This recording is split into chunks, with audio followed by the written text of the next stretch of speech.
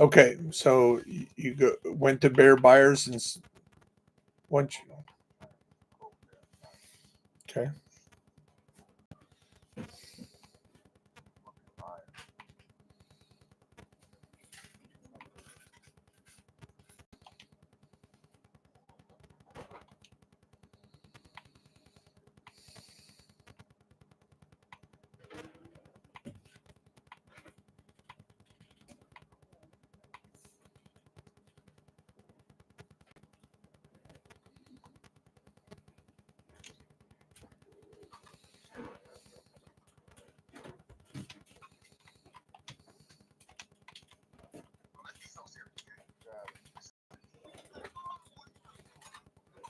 Turn your volume down.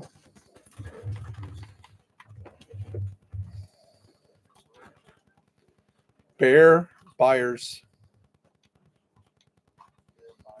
Yeah.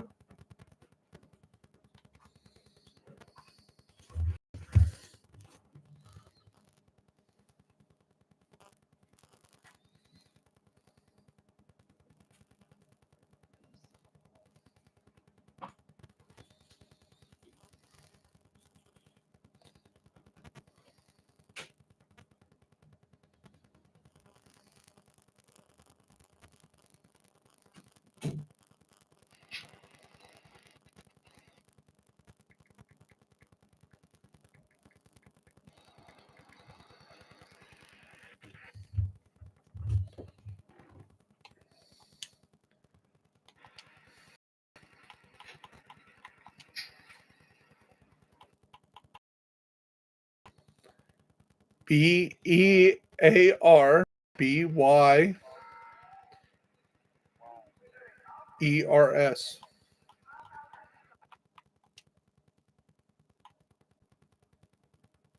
Yes.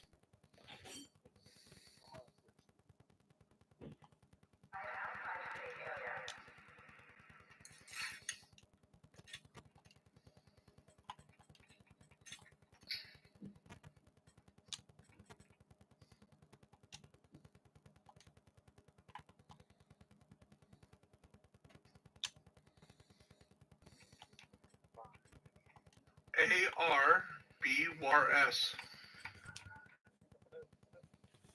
Yep. Well, that was because I had my volume turned up, monitoring this. Okay, so you see me playing around with my stuff, right? You see my character on screen, right? Okay, so you go to this station. I'm going to press X to get in this menu. So you go ahead and do the same thing. Okay, go over to expertise, press A. Then you're going to work on your ARs, which is your name to ARs. Okay, so you go to ARs and then you go down to Eagle Bear right there. So see, mine's grade 28. Yours is probably 0, right? So you're going to hit that button that says upgrade X. See at the bottom? Mine's not highlighted because I can't get upgraded anymore because I'm at max.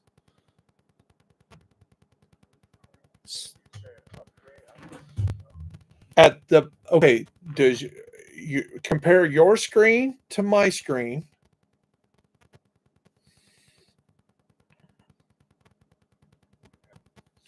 See at the bottom? It says marked as, sorted by name, and then the third one is upgrade. It's a button.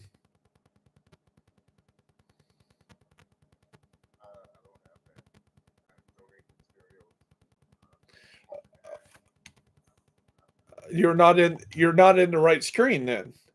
So okay, follow me step by step each time. Back all the way out to where your screen matches my screen.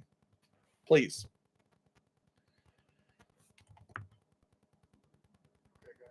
Okay, press X, press and hold X. Your screen matches my screen. Library, tinkering, and expertise. Go over to expertise. Hit A. Your screen match my screen? Go over to ARs, press A. Go down to Eagle Bear. Press A. Once you select Eagle Bear, your screen match my screen?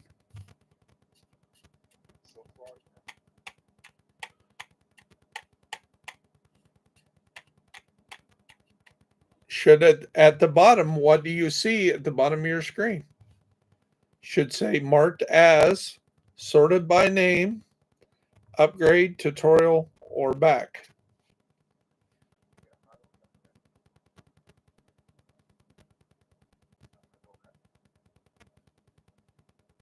Does your screen match my screen? Does it say Eagle Bear highlighted?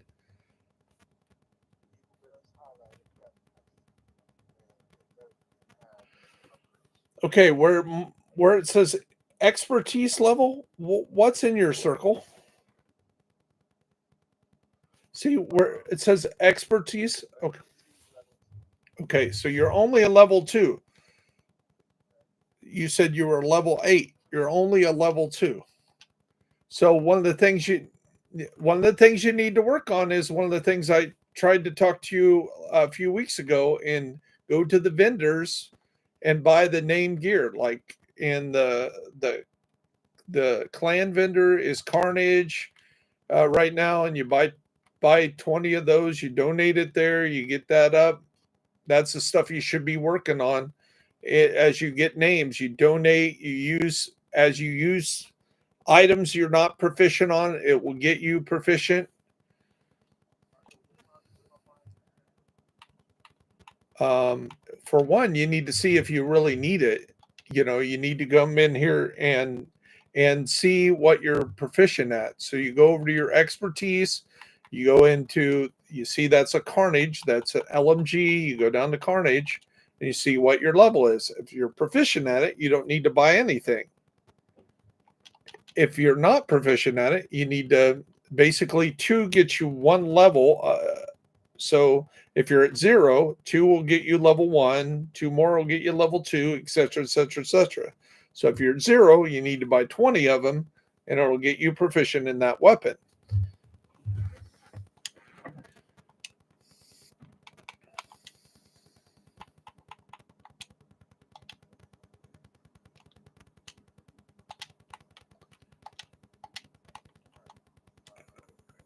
So I don't know how to unconfuse you anymore. Maybe Wolf can help. I don't know where I'm failing you on my communication.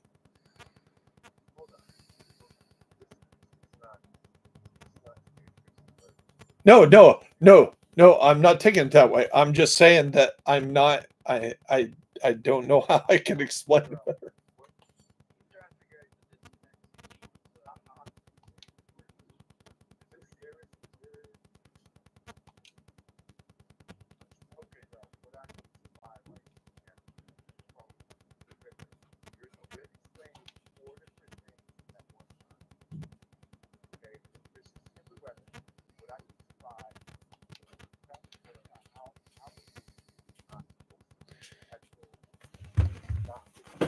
So, okay.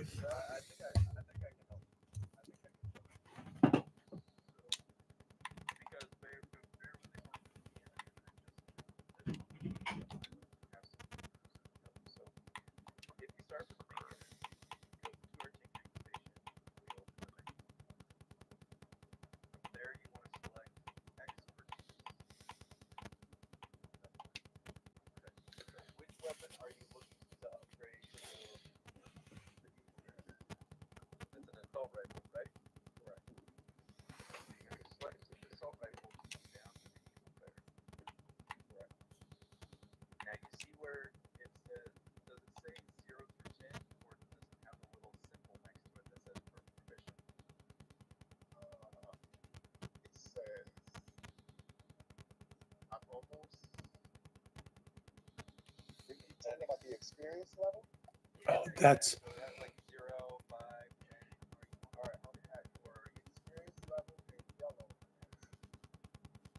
no that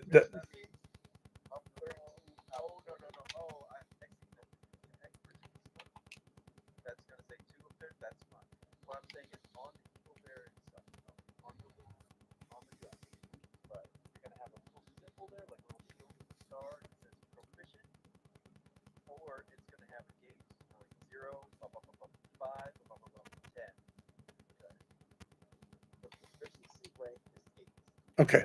Okay, so the proficiency rank is 8 on that, which means that it's almost proficient, but it's not proficient yet. So once you get it all the way max, and it's at proficient, that's when you're able to hit upgrade. You'll be able to upgrade that. Right. That. So right now it's not fully proficient. You can do one of two things. Either A, donate more Eagle Bears, donate some materials, and just max it out. And you don't want to donate Eagle Bears. I don't know yet. Right. That's going to be so if you look at the bottom, there's going to be an option. There should be an option to donate materials. And what you're going to do is you're going to select the Eagle Bear, and then above the bottom you'll see mark as donate selected, donate jump, or left. So on the left you want to hit donate materials, and then you can donate all. Just take a bunch of materials, or you can select whichever. It's going to bump it up to max. Once you're there, now you can upgrade.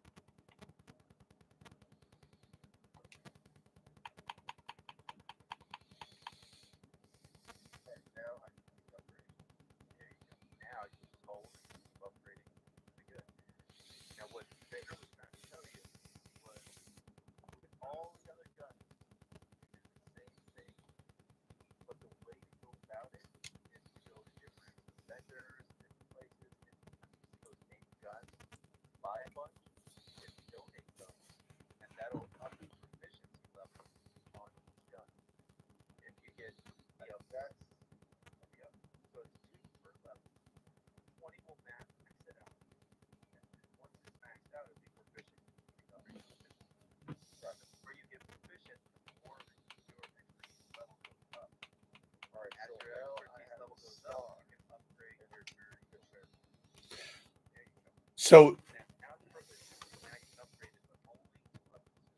So the more proficient guns, the more guns you make proficient, the more your expertise level goes up. But to do that, you need to donate a bunch of guns. The easiest way is to go to these vendors, buy a bunch of the name guns, donate them here as the expertise. So I'm doing the Eagle Bear. It has to be Eagle Bears that I donate, or when I donate 8 upgrade my proficiency n- for the Eagle Bear, or it has to be the gun you're upgrading has to be. gotcha. So if you're doing Breaker, you got to donate King Breakers. If you're Um, doing a bow, it has to be a bow. right. Right. And you also have the equipment. So that number that's there on your when you look at your expertise, the big number at the top is what level you currently are, and you can go clear up to 28 at this point in the game. At the end of the month, you'll probably be able to go up to 30 because there'll be more equipment to upgrade. There, where it says proficient underneath that, and it's something something of 418, that's 418 things you can upgrade to be proficient at. And your number in front of that number, That's a roster of weapons, not just the Eagle Bear effects. I got 14 of them. right? So you only have 14 items, and that's not just your weapons, that's your specialty, that's your equipment, your name brand, your yeah, that's everything.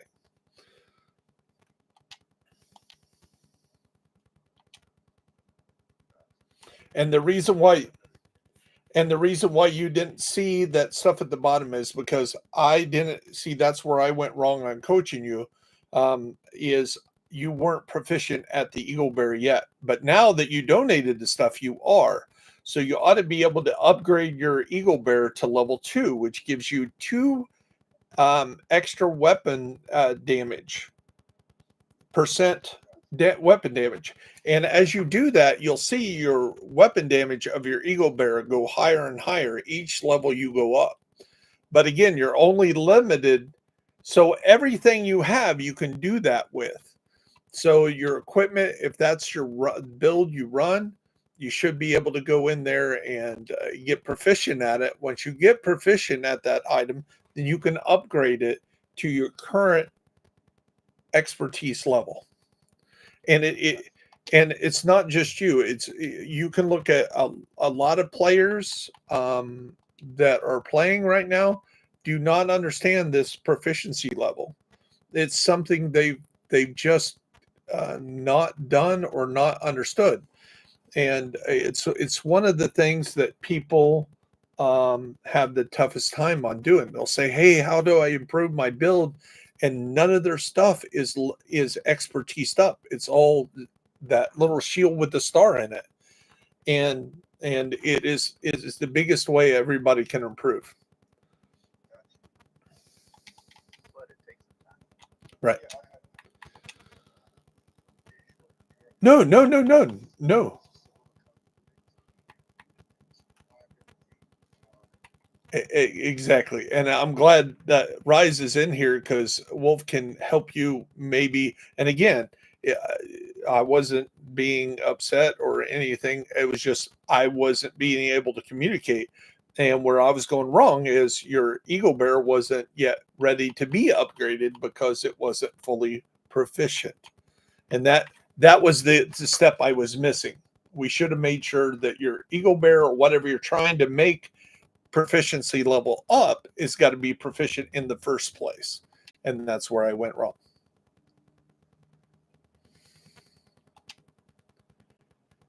Okay, what am I do wrong?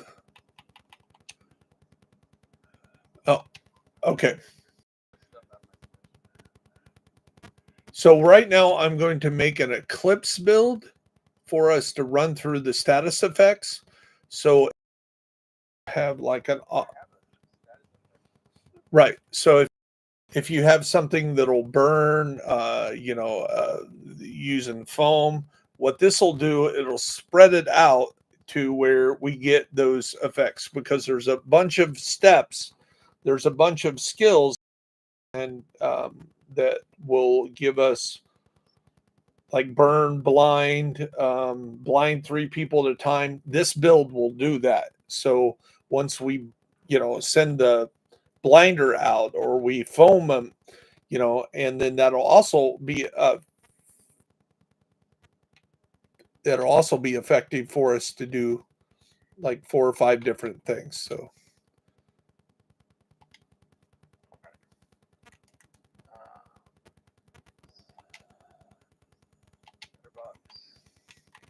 What is it, Chatterbox? chat. So the farmable, the craftable exotics is Liberty, the Nemesis, the Ridgeway's Pride, the Western holster,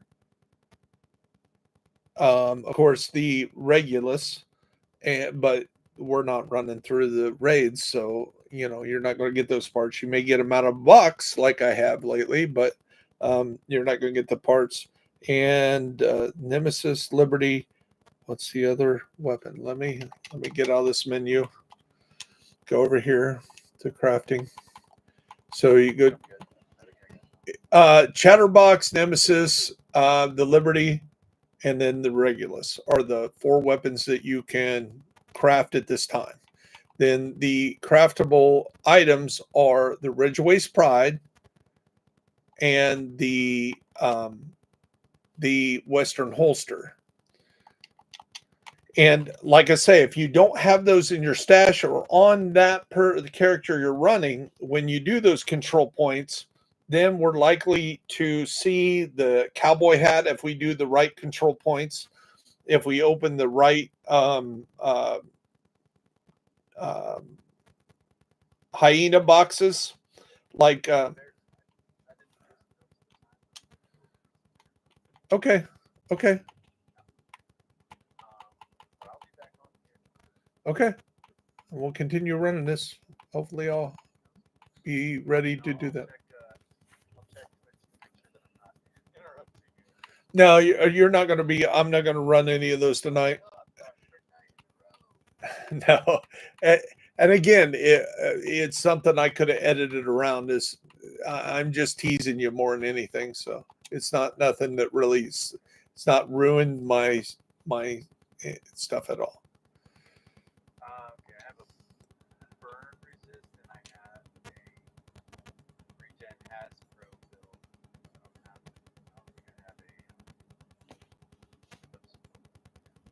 Okay. So I have to Well, I'm going to put on an Eclipse build, so we don't need to run Eclipse builds. All you need to do is be when I run an Eclipse build. So you only need really one to do it, and unless somebody else is running, the thing that spreads the different abilities, and I'll figure that out, and I'll do more research the day off while I'm sitting at dad helping dad on the yard sale tomorrow. I'll probably have time on my hands to kind of make some notes on. might try to make it work. That looks like fun. Throw a turret out there, just let it spin 360 like everything. Well, that'll work. And then what it does is it only needs to get one person on fire. And then once we kill that person, then the eclipse, whoever's having the eclipse build, will spread that out, so it'll be crazy. So if somebody has like the ability, like there's that one thing, if you shoot them in the head, it blinds them. If you shoot them in the belly, it bleeds them. If somebody has a ongoing directive, is it ongoing directive? Yeah, ongoing directive and making hollow points. So they kill somebody with that, then we all get hollow point bullets. And as soon as we start shooting people with hollow point bullets, then they're there. Then you can shock them. Somebody throws a foam. And if we do that to one guy, they're shocked, foamed, bleeding, and burning, and they die, then the eclipse build is going to spread that to everybody. So everybody's going to be shocked, blah, blah, blah, blah. If you're using the blue screen and I get 50 shots in, and then we use a skill, like we throw one of the skills out. If we're using that with the eclipse build, then everybody's going to be disorientated. They're going to be disrupted. They're going to be all the other stuff. And then any other effect we throw on them. So if you're using something with sadist that, makes them bleed. Yeah, and that's the power of team building. When you have a team that is built for a certain purpose, you can get it. Say, hey, you be on the bleed build, you be on this, you be on that, and together, then you get all these directives done. You get all these directives done. You get all these exotics. You get all that extra bonus, and doing the summit while you're getting your 15 levels in for the day or the week. And you do that times 4. And again, I don't know if they're going to let us do that on each character anymore after May 27th. So we want to do that now. Because basically, if they've really neutered it as much as I fear they might, having a second, third, and fourth character, the only thing that's going to be good is just storing your shit. If they neuter it that bad. You know what I mean? So you'll just want your good builds on the first guy. So when it comes to building your guys up or using expertise level to get your specialty weapons or your skills, do that on only one character that you're going to use. Because if you haven't noticed, that only every time you do like a specialty weapon, you say you get that specialty weapon up to 28 proficiency on your first character, go to your second character, it's still 0 because that is specific to that character, not the account. Where if you expertise something up and you put it in your stash and you give it to your other character, it's that proficient. See what I'm saying? Okay. Awesome.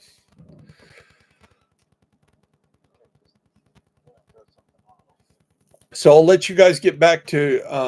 I'll let you get off and do the things for your kids, and I'll see you when you're done.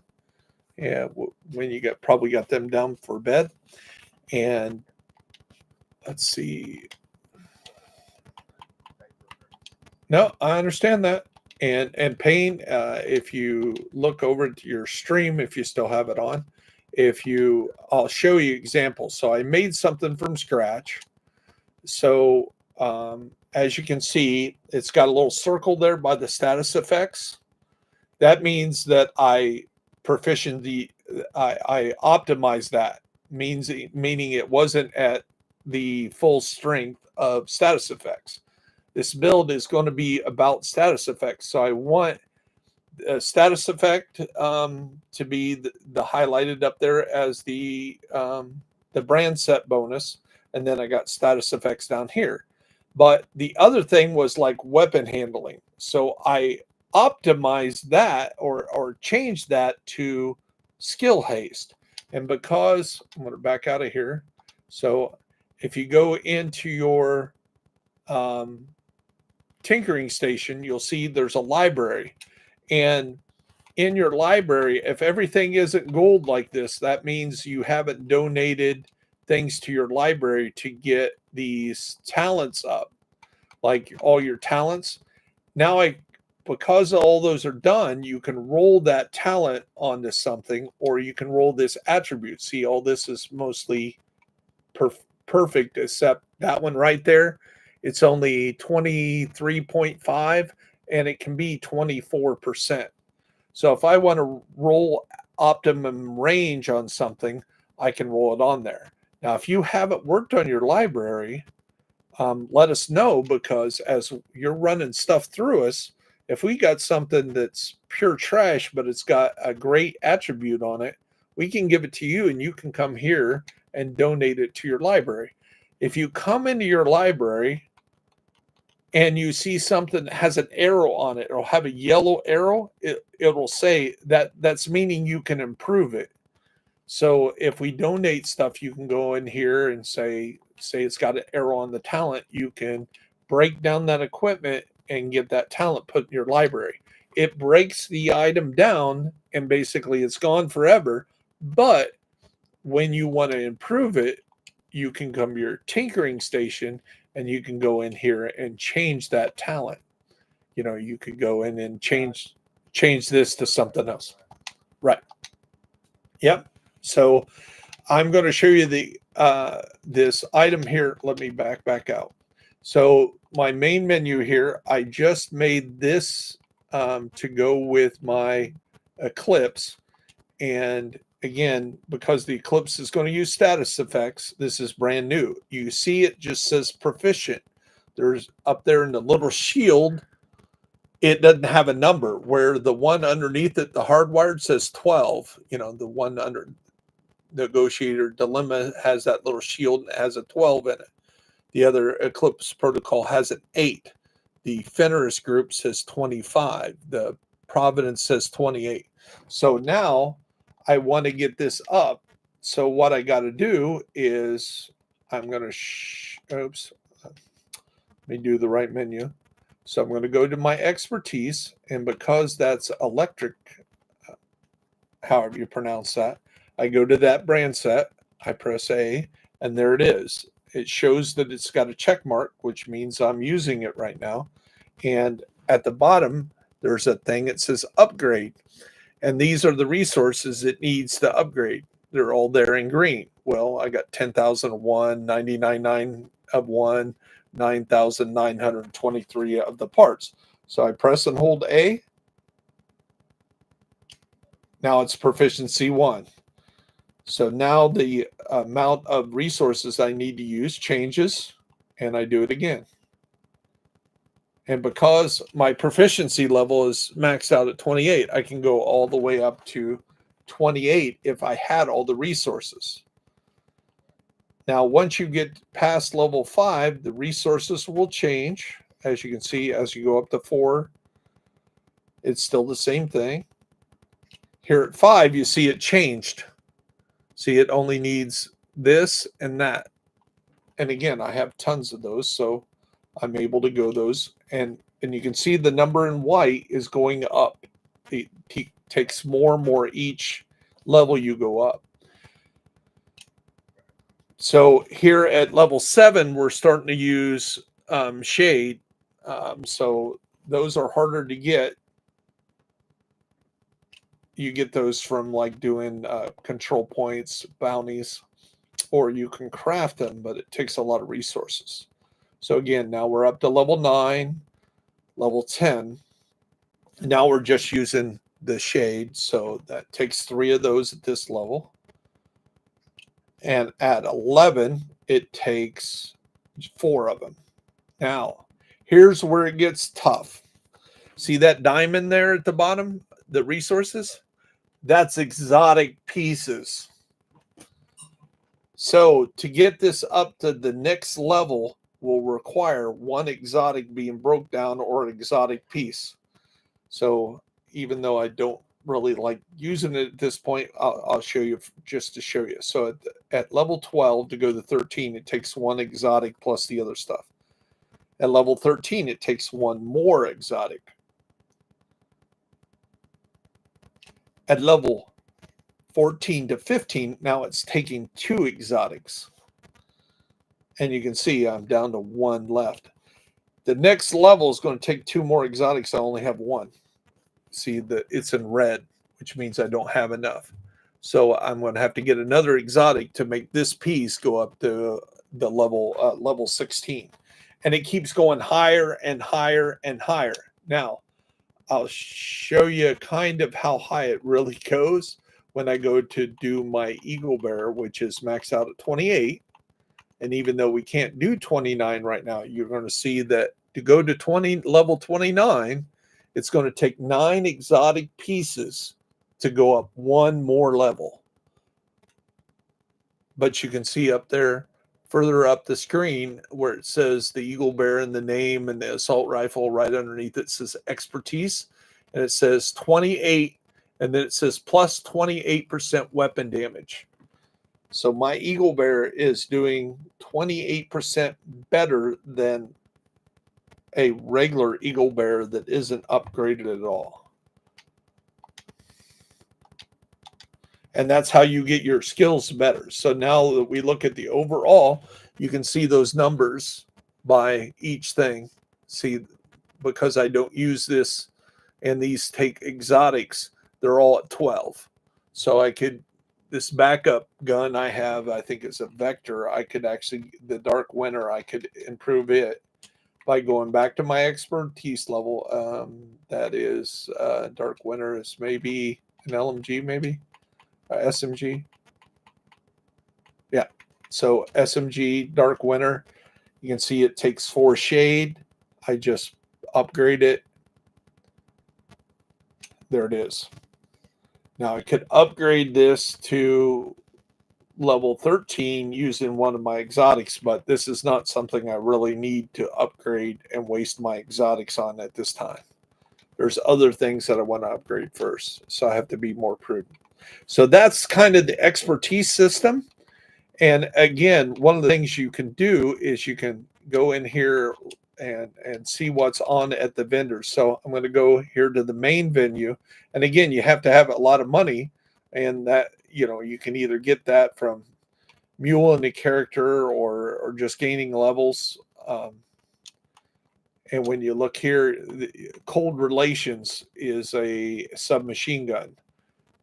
You can see mine's proficient. So if you look at yours right there, where mine says proficient on the right side, yours will say 0 or 1, or what does yours say?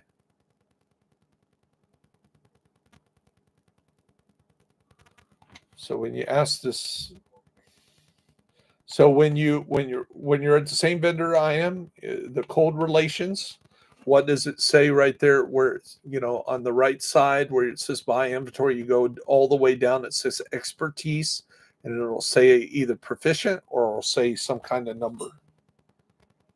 What does yours say? Okay. So if it's 1, you'll need to buy 18 of them.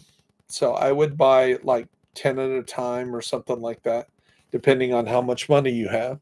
So you buy 10 of them, then you go donate them to, and you'll go down the expertise out there to the vendor, and you'll donate the 10 relations, and you'll start seeing that go up. Okay. Now, for each level you go up on each equipment, you will start seeing, I'll go back out here to my vendor, my expertise. So when you see that yellow thing out at the side, it says expertise level 28, and then there's a number underneath there. It says 60 of 90. So that means I need to go up 30 more levels to get to 29. Well, that's not possible because everything right now is proficient. So when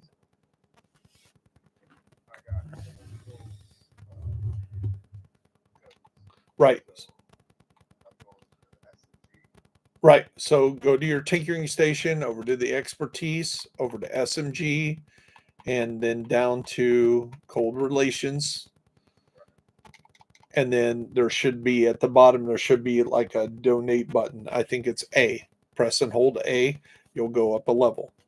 You know, at proficiency. Or I mean, you'll donate that, right?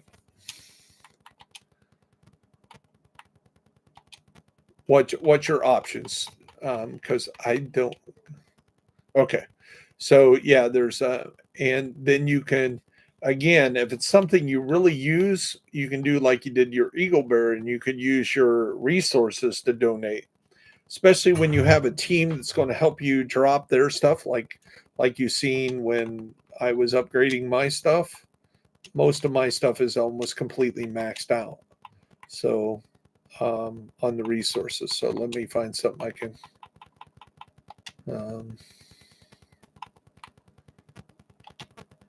Something I have. Okay, I know what. Like this. So when I look at, I know where to go. I can go here to the crafting station. So you can see my resources are still pretty much maxed out. And I can show you this way as well. And that is from Mulum, my fourth account. That gave me 10,000 of these. You can see pretty much as everything's maxed out here. See, I can't even use that to get up any further. Pretty maxed out there. So carbon fiber, stuff like that.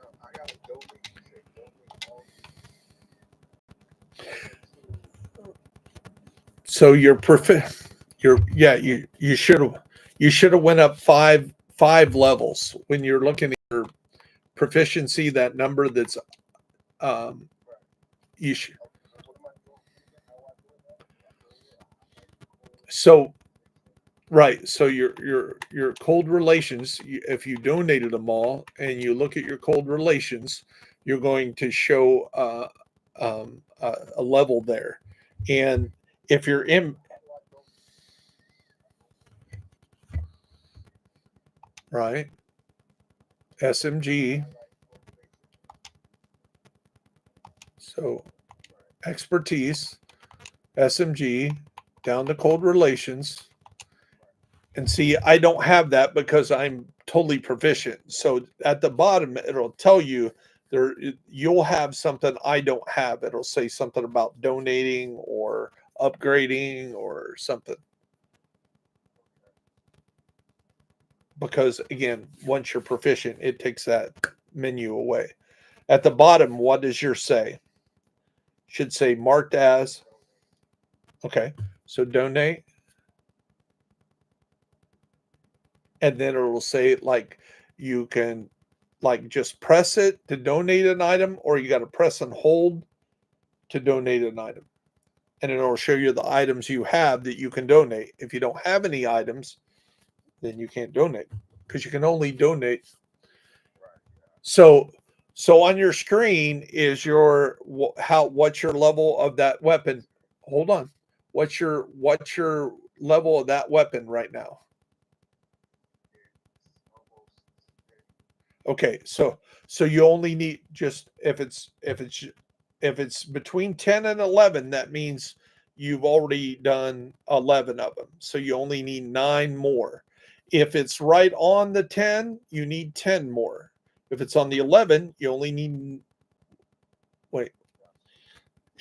it's 2 per level. So if you're at 10 and you got to go to 20, you need now I'm confusing myself.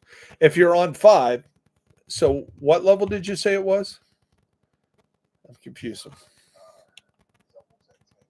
Okay, so just go buy one more and come back here, and it should be if you're between 9 and 10, only one more is needed. And why did my screen go black? What happened here? It's probably because I got something on this, and this is overheat.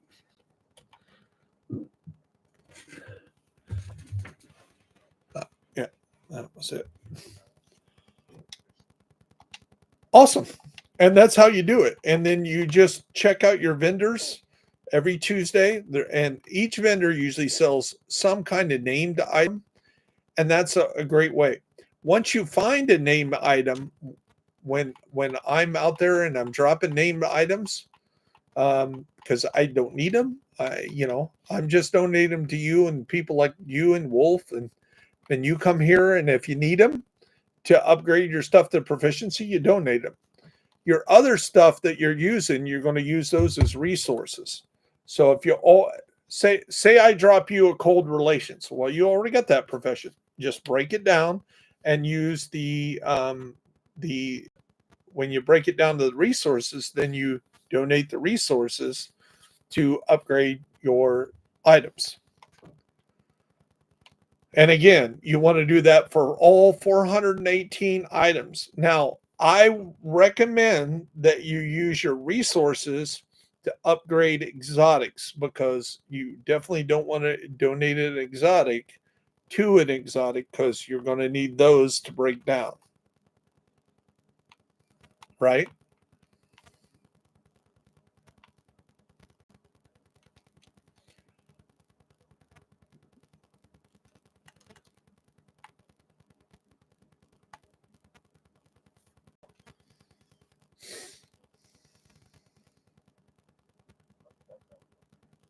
Okay.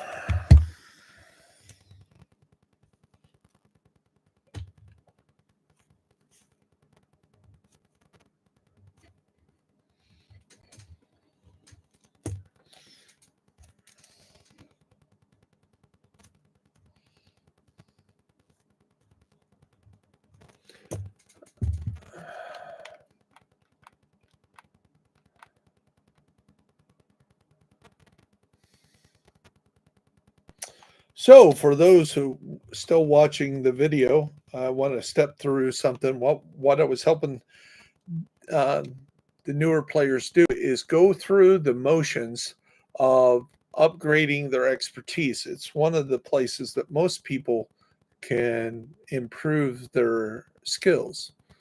So, the other thing is you can recurringly modify these. As you can see on the second character, I just need grips and tags for the Liberty, and I just need to do something for the Nemesis to get another piece. Now to craft the Nemesis, you're going to get that from the tidal basin, doing tidal basin, and you'll get one piece a month, unless that's changed. We'll have to check that out. And then the chatterbox, you get that from boxes that drop, and those are hyena boxes. So you can see we need all those. So you can run through something like I can show you that in a second. We'll work on that. So let's get a good build here. And one thing I wanted to do here was, oops, ADD is kicking my ass. So the only thing I need here on this character is a hunter's knife. Now, how that works is the first one is 1 through 20. Shoulder pads is 20 through 40. Hunter's knife is 40 through 60. Flag patch is 60 through 80. And the dog tags are 80 to 100. So if you have somebody that's on floor, for this character, anybody that's on floor 60, I need to jump on this character. And when we get a key to open up box 63 on the level 63, 66, 69, 73, 76, or 79, we make sure we do not have Wedge Race Pride on our character or in the stash. And how you do that is you either break it down or you give it to a other character, so it doesn't recognize that you already have one. And see, we have Ridgeway's Pride. So if we went and did that right now, we would not get that part to drop because we already have Ridgeway's Pride. But we don't need to do that right now, so we'll keep that in mind. So, and this is the character that currently is holding all those items that I can craft. So they're all hidden away from the other three characters.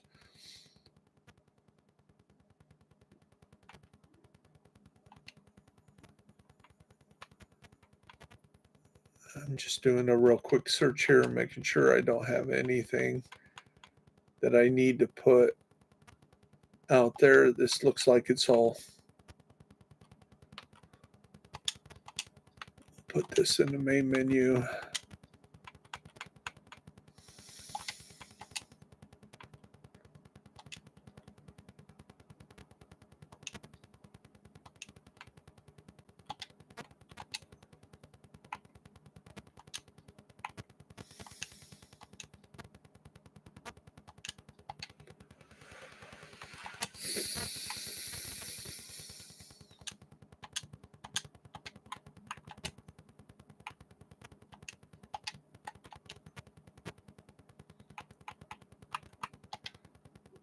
Okay.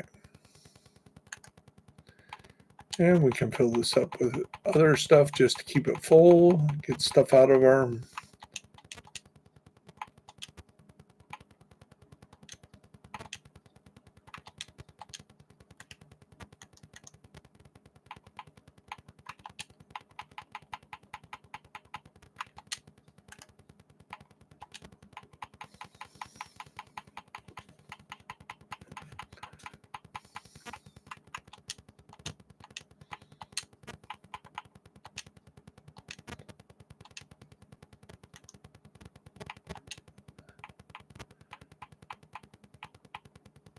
Yep. Good. Let me make sure. So we're also looking for anything that has like skill builds for our stuff determined. There's sadistic, so that would give bleeding.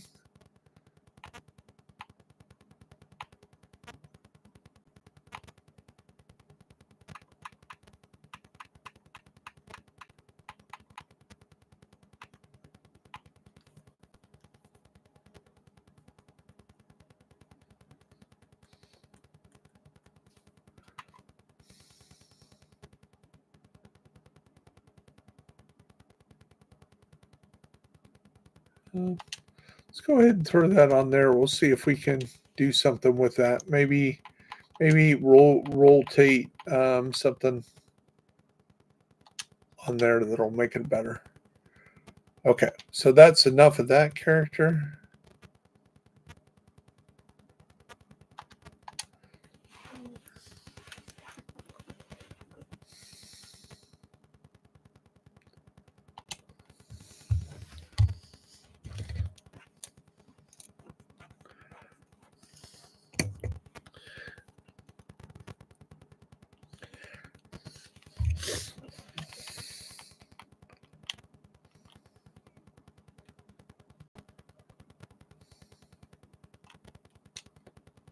What do we have in our box?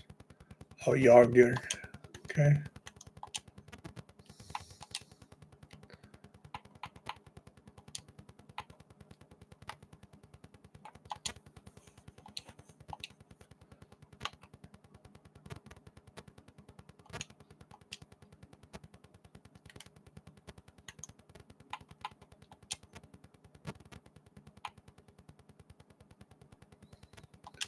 Versus Empress.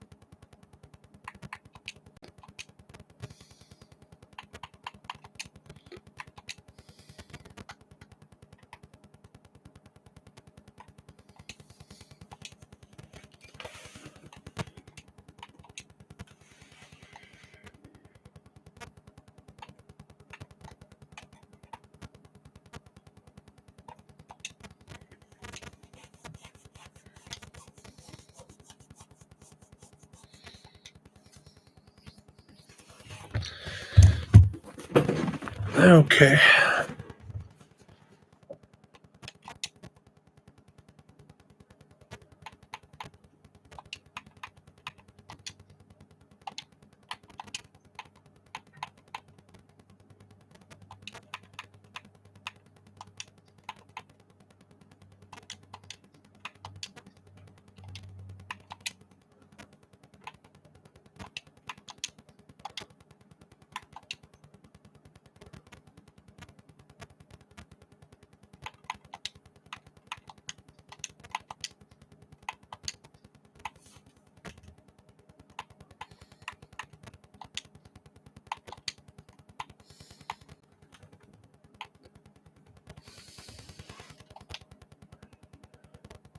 Okay.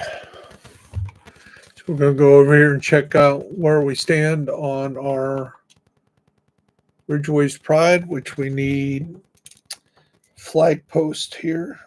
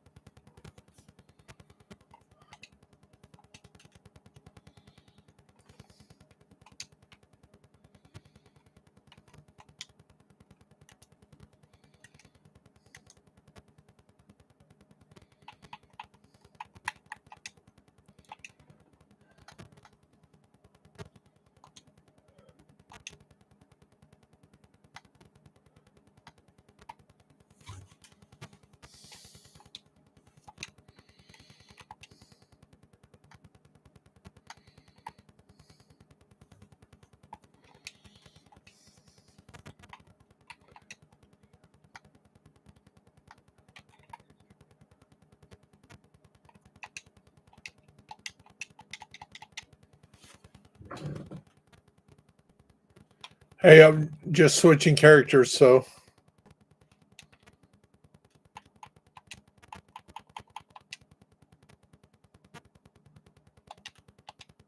Hey, I'm just switching characters, so I'll be back on number one. Hold on. I'll invite you over there.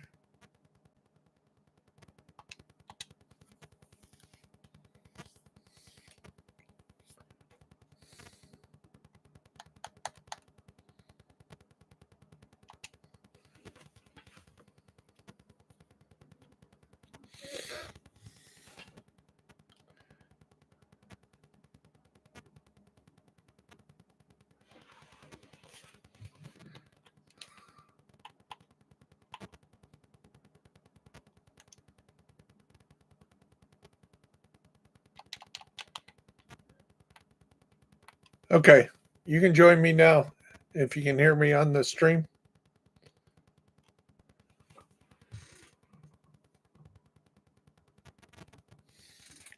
Awesome, awesome. Hey, Michael, thanks for joining the group. Thank you very much. Thank you, thank you, thank you.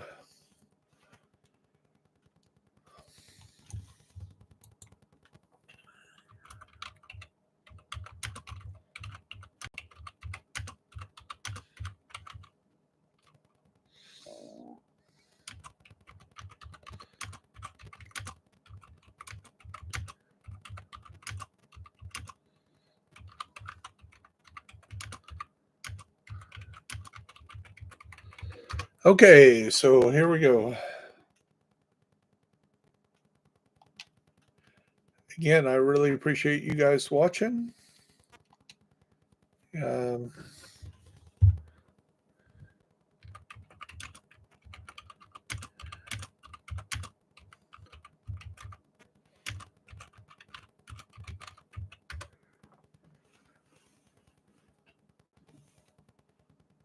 Awesome.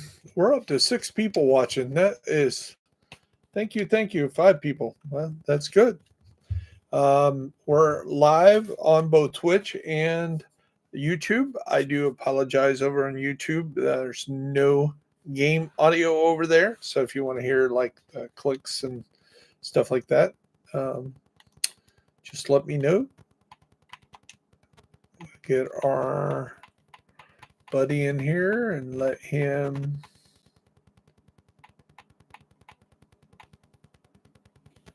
join up with us.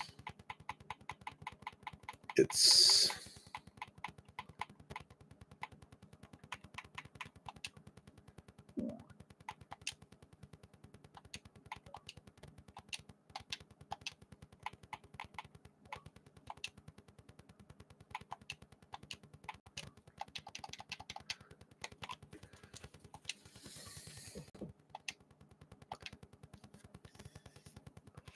okay. Let's see what we're going to work on. Doom, can you hear me today? I can hear you just fine. Awesome. And we are live on both Twitch, Bear Buyers, if you didn't know, and we are still live on YouTube, Bear Essentials with Bear Buyers. These are one of the new guys I'm helping out. It's Painkiller, and we have Harbinger Doom, which is probably one of my oldest friends on Division 2. Short of my own boys and Locust Sniper, Harbinger was there from the very beginning. So glad to see him. He's in Locust's clan. When I got kind of inactive a few years ago, Locust kind of had his clan on one of his alternates, and he kept the guys alive. So great job. What do you guys want to work on? Harbinger, have you done your dailies? Okay.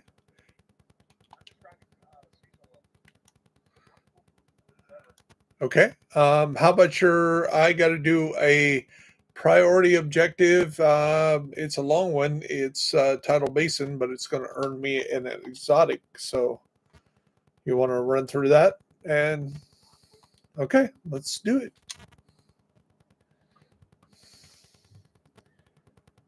Oh, stupid me. I didn't even adjust what I had on there. I think I got to, do I really want to even do this with this?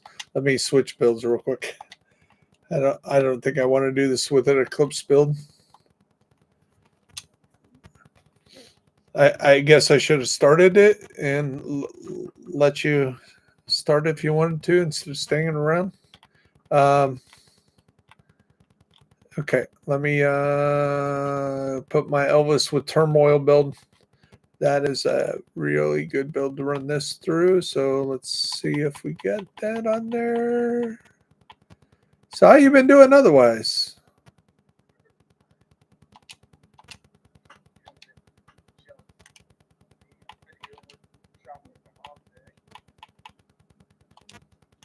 Okay.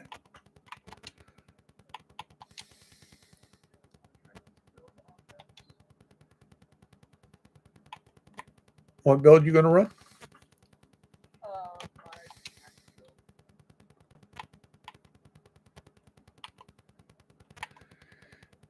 Okay, so we got the microwave coils active. We got the everything else crit chance ready. This is a little bit more.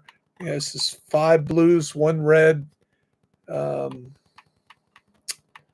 running the skills there so we can run. We'll make sure we get that right. We want the pulse here. Oops. And we are ready to go.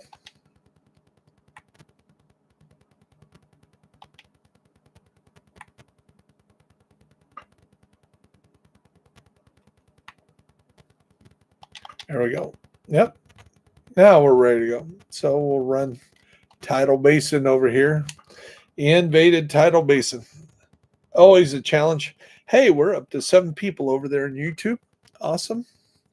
Can't tell how many is on Twitch. Either place, if you guys can hear me, go in there and just say hi, whatever. And if you have any questions, let me know. We'll run through them.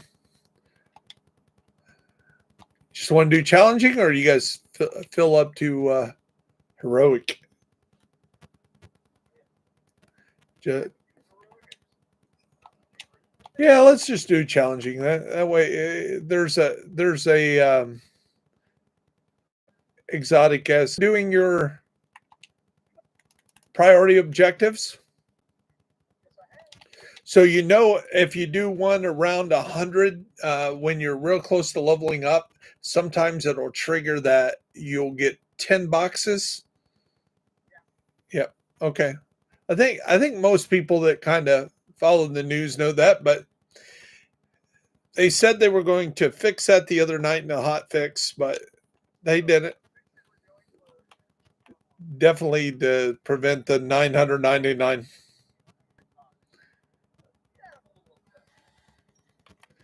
Yeah, there.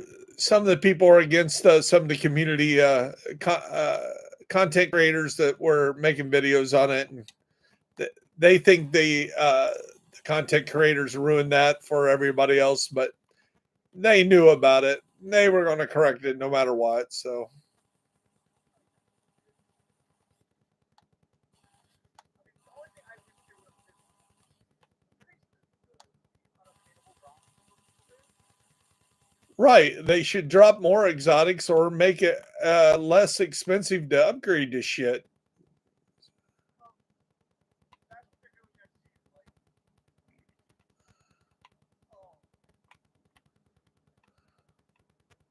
Oh, like for every salvage point, it's times 3. Oh, okay. And then, for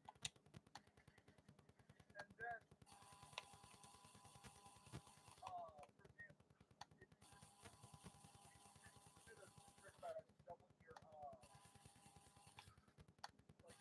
unusual max hit and all this stuff, and then find somewhere shared between accounts, Right. you double the amount of stuff,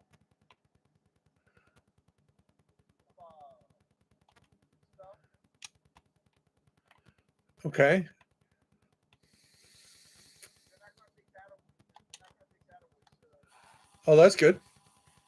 I was worried. I was upgrade, fuel, 8,000, personally,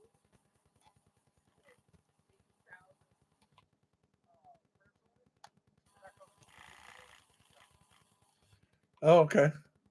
Well, they're actually going to max out your scores, so definitely use all your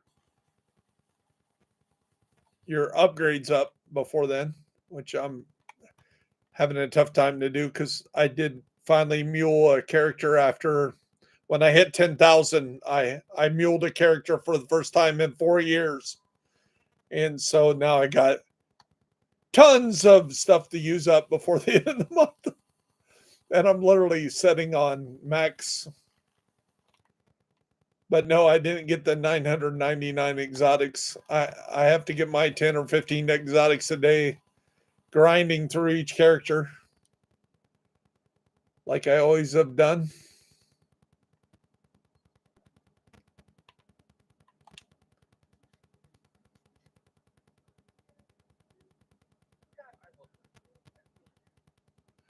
Well, let's check it out. He's bragging on his build, so and I'm sure he's got a solid one. Let's check it out, everyone. Let's see what Hobbinger has.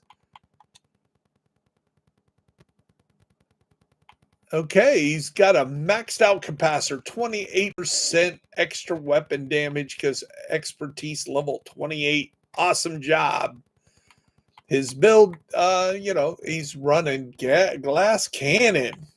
Ooh, and he's running the refractor build. So he's running like the skills, and he's got a lot of damage on everything. And with the glass cannon, you got a lot more damage. So sounds like he'll be hiding out while we do a lot of the work, or he can raise his head when we make the whole place stagger with our blue screen combo. So, yep, sounds like a great complementary build to what we're running.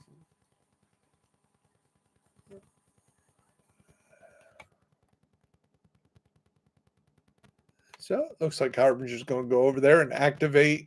He's going to hit a yellow spot over there that's going to drop the key. So when we get to the final, when we get to open up the rare named marksmanship rifle, we can break it down and we will get a Nemesis part to make another Nemesis exotic rifle.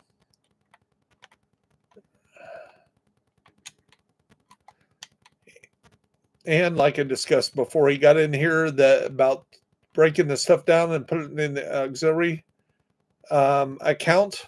So when you're running through, you can upgrade your craftability of items.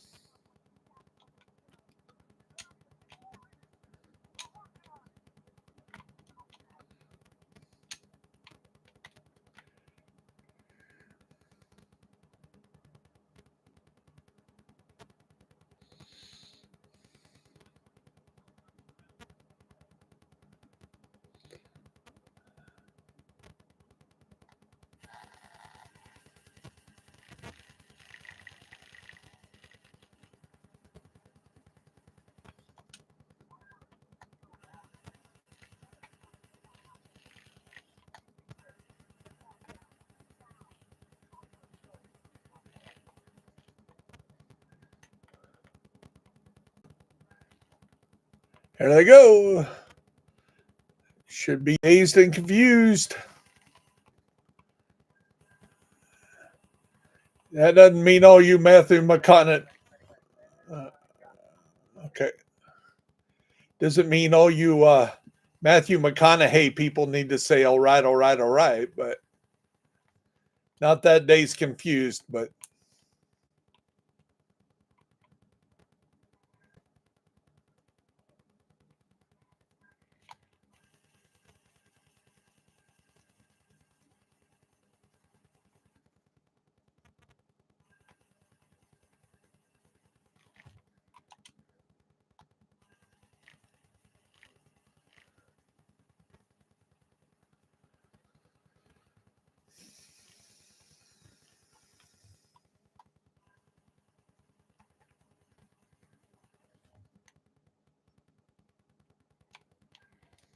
woohoo. They're dazed and confused again.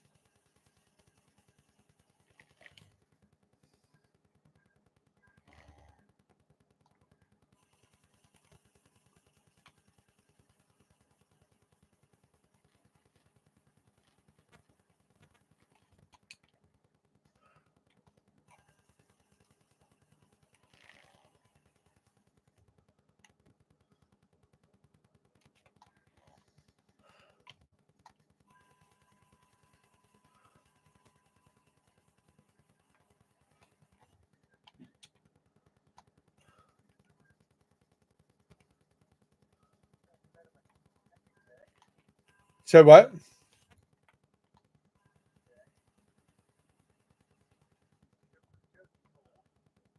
What joke?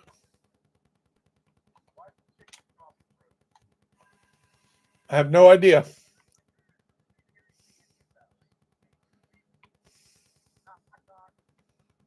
Idiot here.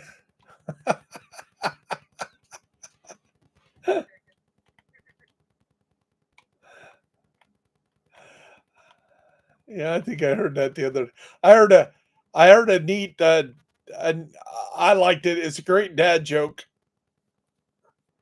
So you hear I caught my kid chewing on an electrical cord, right? I had to ground him. Went back the next day. He was chewing on the cord again. I was really shocked.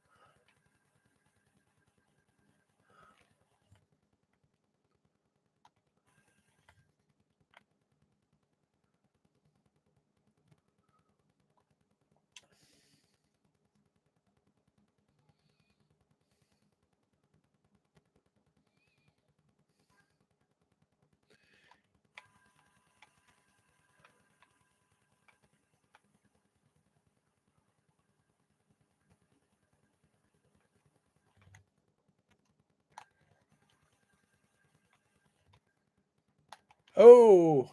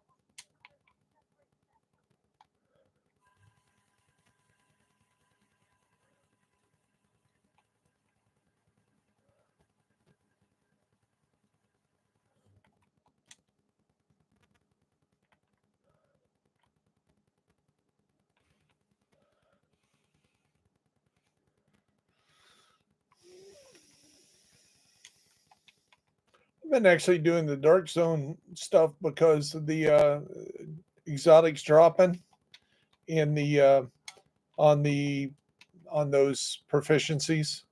Um, the priority objectives. So if it tells me to go, extract 3 items or something, I haven't played around the dark zone in a long time. I've actually extracted. I've actually got 2 Reguluses to drop out of boxes in the last 48 hours.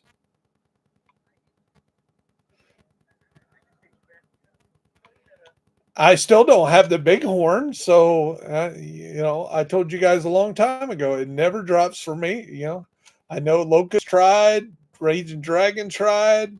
Everybody was like, "Hey, we get them all the time." Not with me in your party, you won't. Never drops while I'm in there.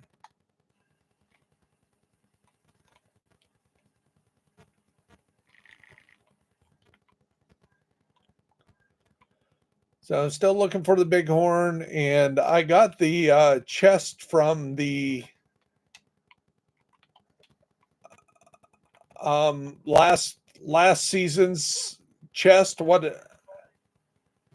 Yeah, but it dropped on heroic for me, but I gave it away to even though I didn't have one, I gave it away to Wolf. He was with me, so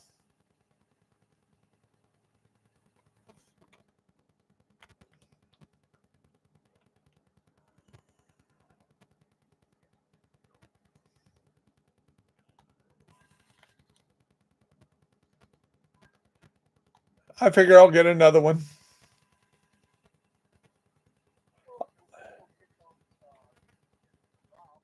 Well, I haven't I haven't completed master. I was doing it a few weeks ago, but when I first got on, some old people that I used to ran with me, and then the game glitched out with like 2 people to kill, and some random dude was in there and killed him before I could get back in, so I didn't get it.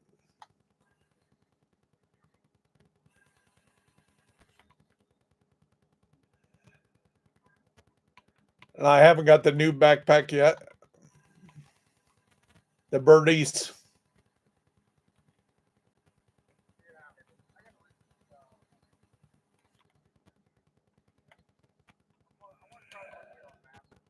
We ran a master yesterday, and the team just didn't have enough DPS when it came to the hunters.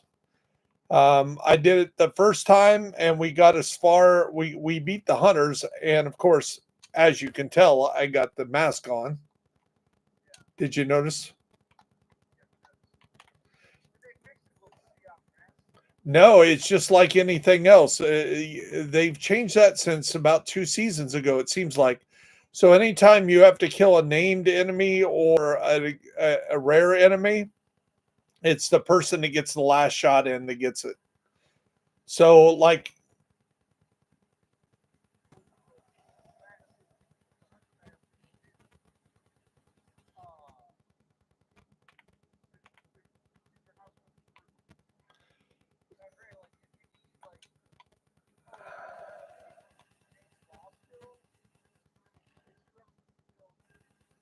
right, but that's how the mask is dropping right now. Now, if they're going to correct it, that would be great, but that's how it's doing it. On Tuesday? Awesome. Awesome.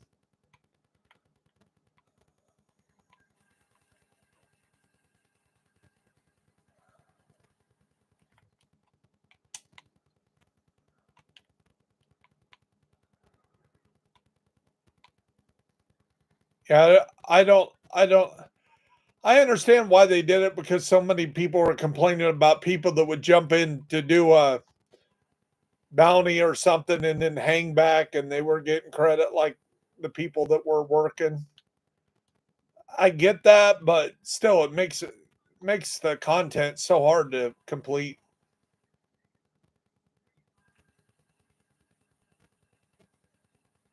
especially if you're running a support build. You know, you're part of what happens, so you should get credit.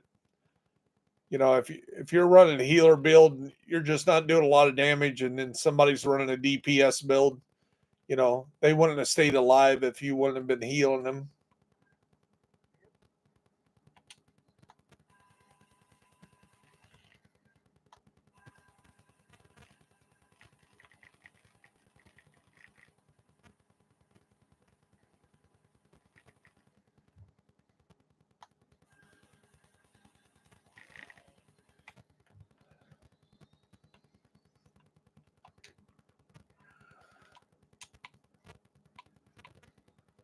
So have you played around with your turmoil at all?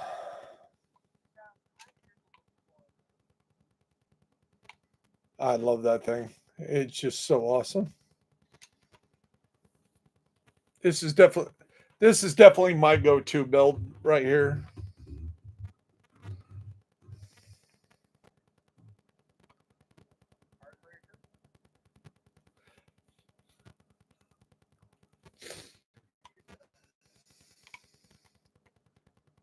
Yeah, and a striker hits a little harder, and probably when I'm doing the master level of Kelso, I'll probably have an Eclipse build. I mean, a striker build on for when I run into hunters and switch out. Definitely, the turmoil doesn't help you. Well, it might. You know, it's still doing 50% amplified damage, but too many times I want to kill the hunter that I'm shooting at. I don't want to kill the other ones because I'm concentrating on the one that's charging me. So probably taking the turmoil off at that time. Definitely the memento isn't helping because nobody's dropping, you know. So to switch those out for the hunter part.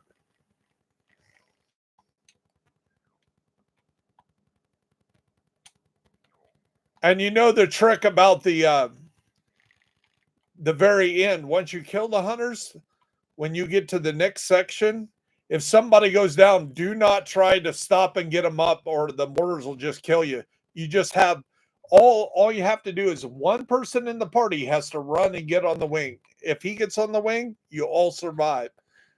Even if you die, the first person that gets the wing, it basically resets everything.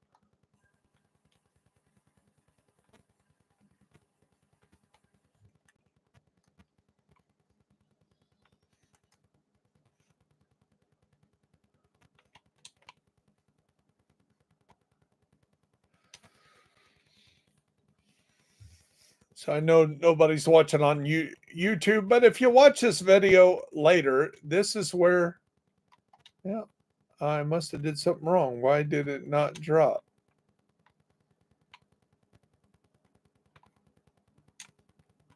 Why did it not drop the name thing?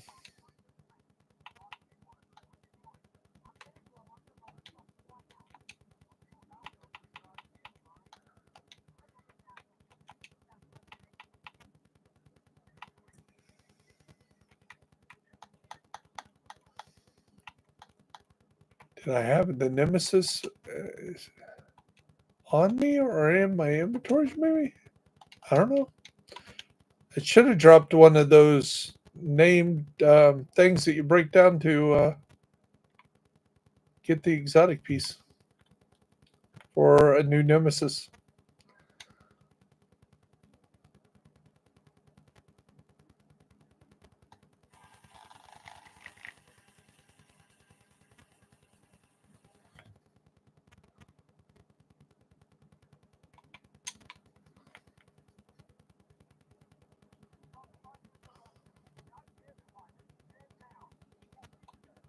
I refuse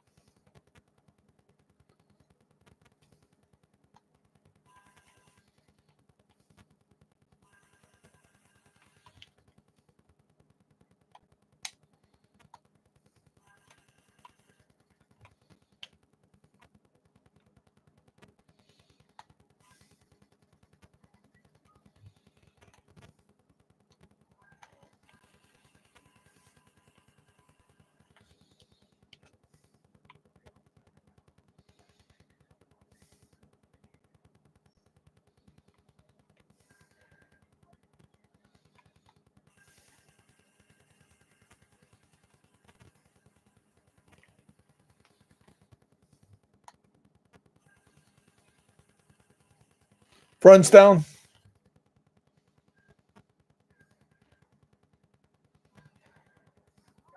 Awesome.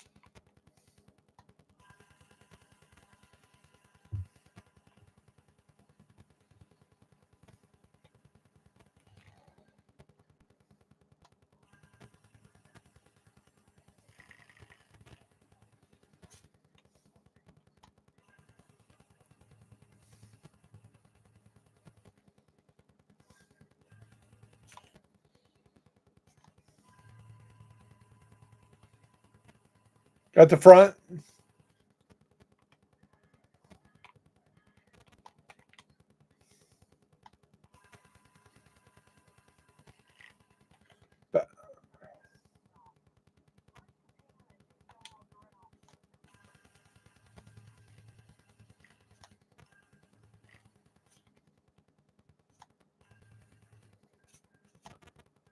Ooh, somebody getting up the big boy.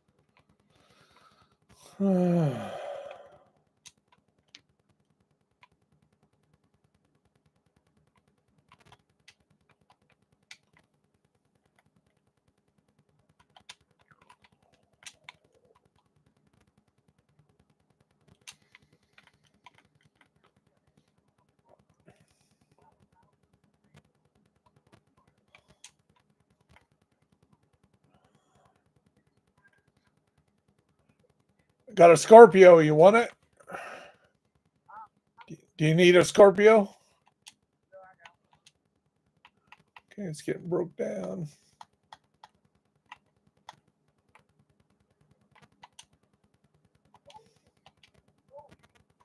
What? You? You?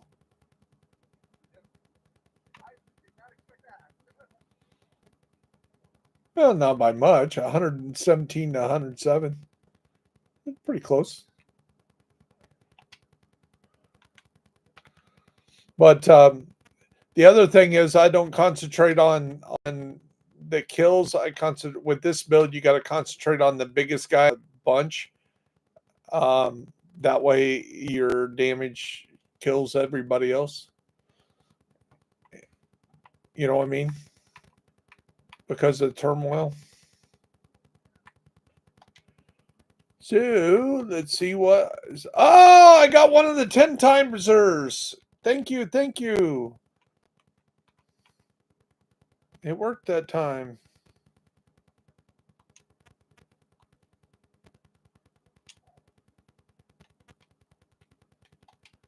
Ten cases to open. Let's see what we got. So that's awesome. Exotic cash open. Exotic piece. Bonus. Come on, big bonus. Big bonus. Big bonus. Come on, big bonus. Come on, don't get me wrong. Big bonus, big bonus. Nope.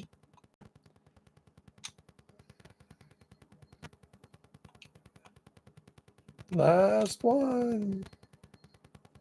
No big bonus. Bummer.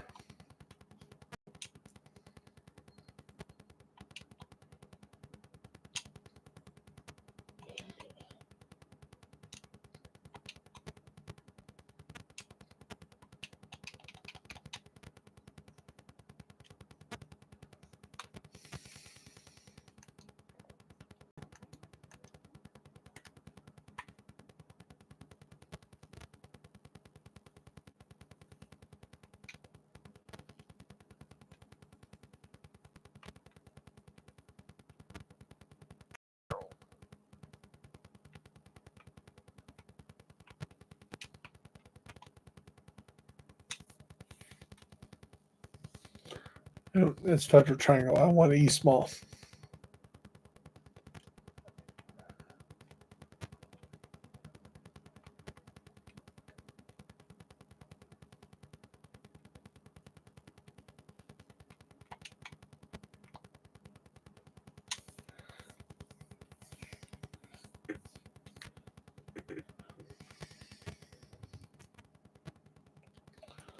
So, screw up E small here.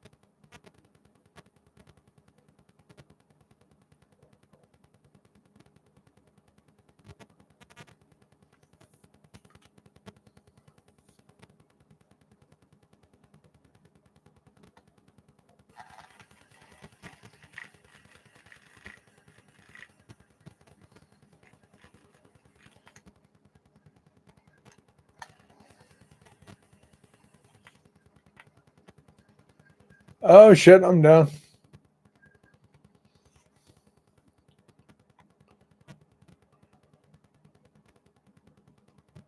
They're hitting hard.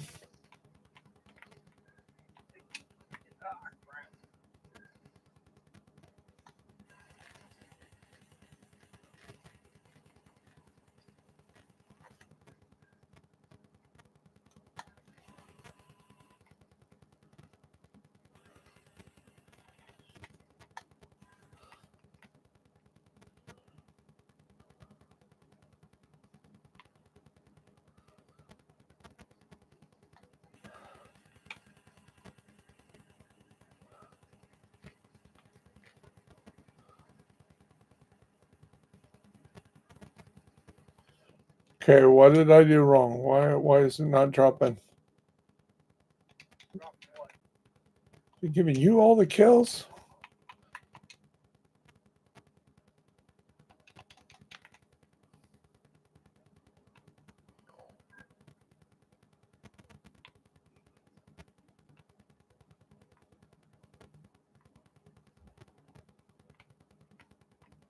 Where's it at?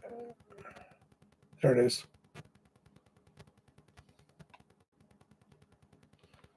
So who's being an idiot? What?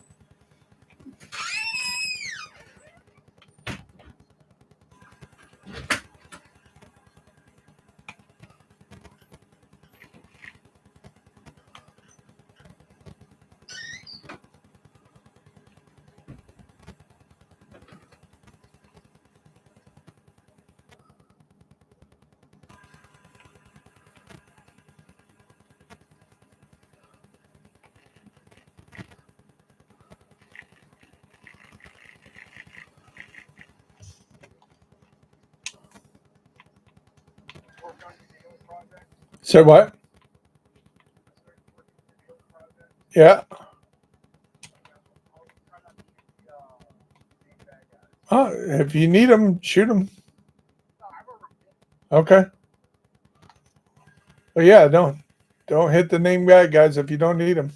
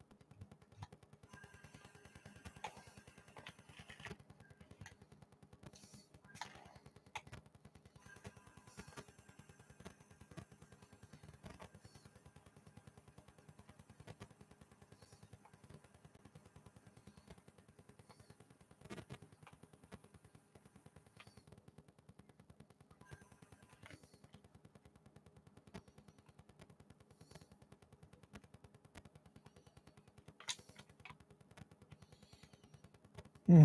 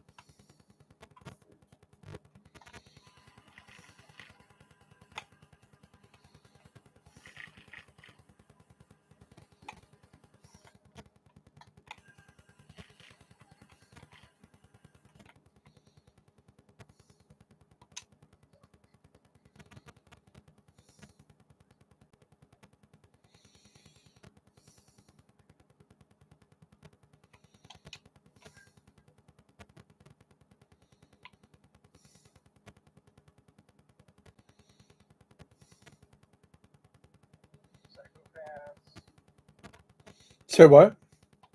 psychopaths. And it's like, this is a message to the division. You don't know who you're dealing with. Psychopaths, gangbangers, son.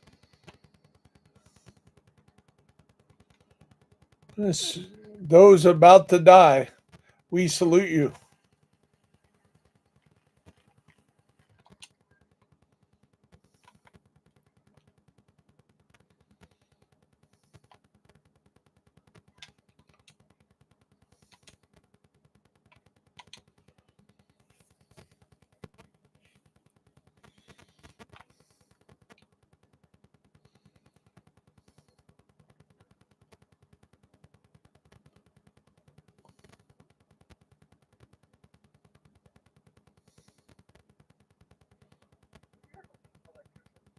Say what? Yes, I watch him all the time.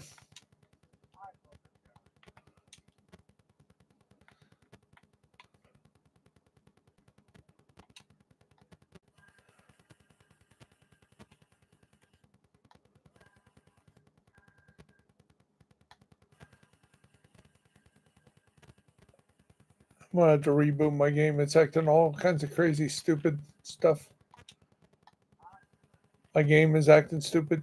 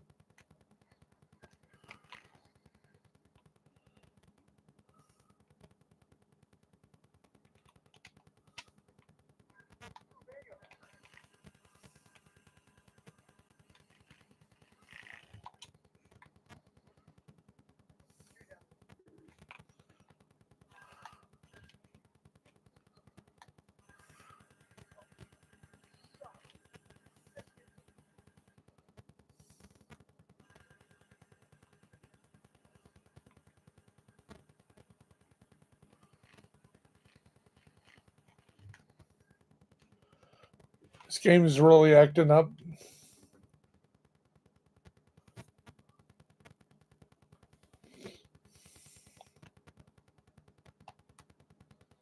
Don't worry about me. I'll just respawn.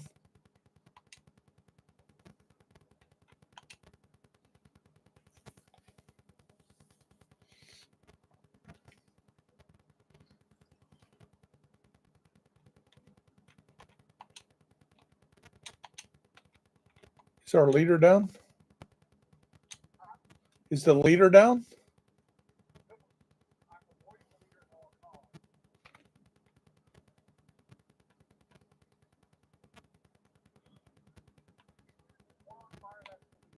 No, I mean our leader. You know, the yellow.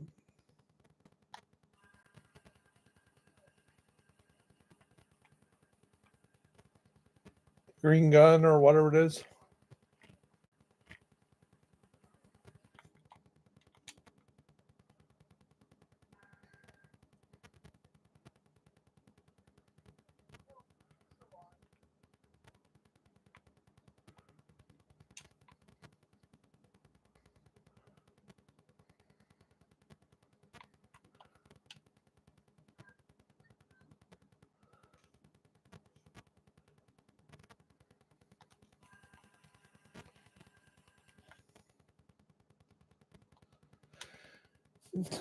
So where are you living at these days? You still down there in Mississippi?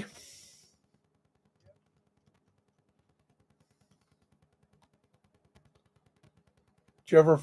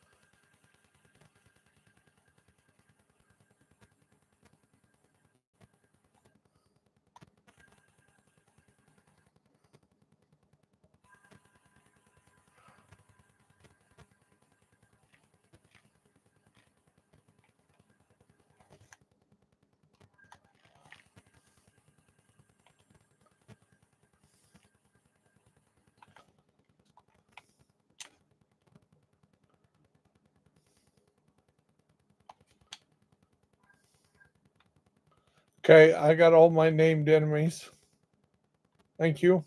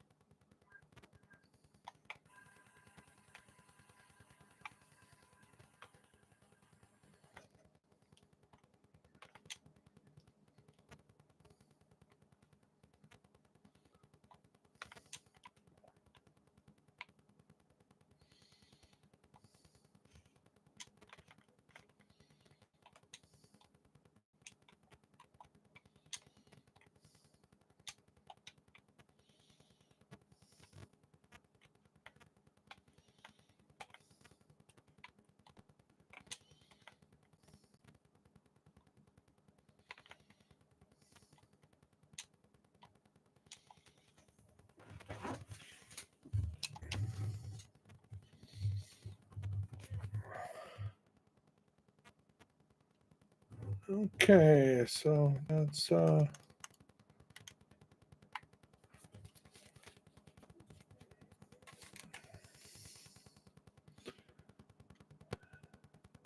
air and space. Space administration. That the two that we have to do? Aerospace and American. Okay.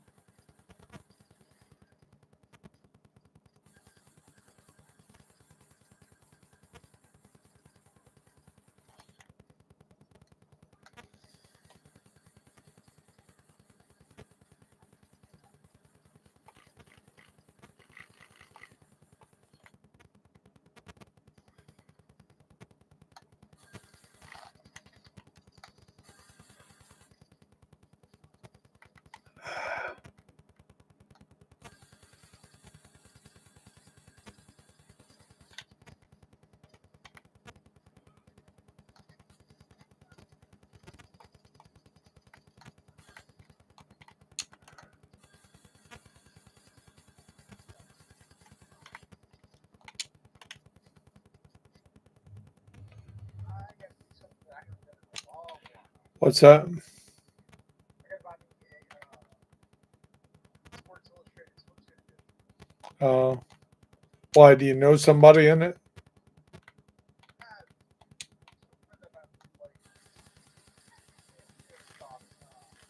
Selma Hayek.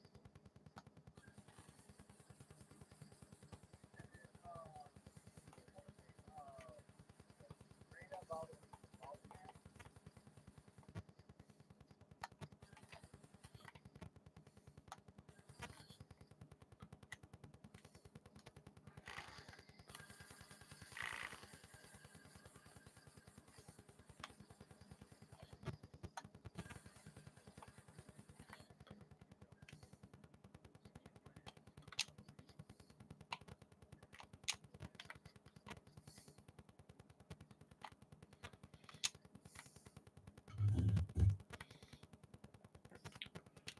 So let's see if I can get these guys to join if they want to. Got Dale Earnhardt in here, and we got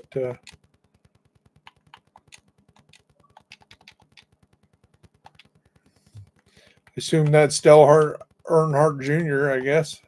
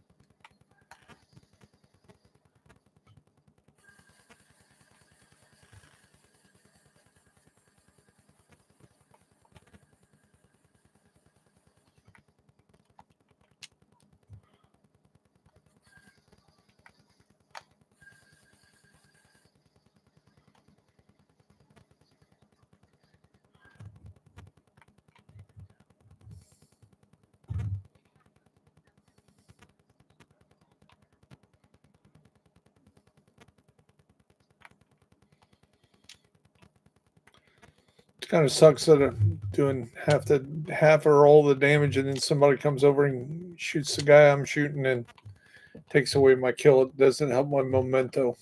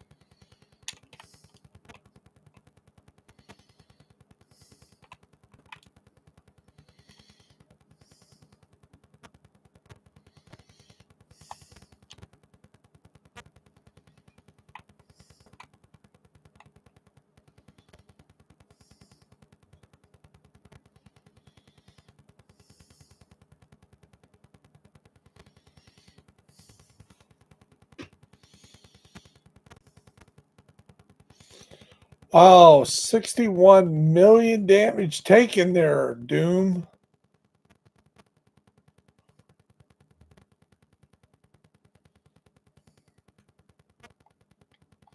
How am I getting 400,000 skill damage dealt? That must be coming off of my turmoil, because I'm not using any skills other than pulsing. I don't know how it's labeling it as skill damage. That's weird.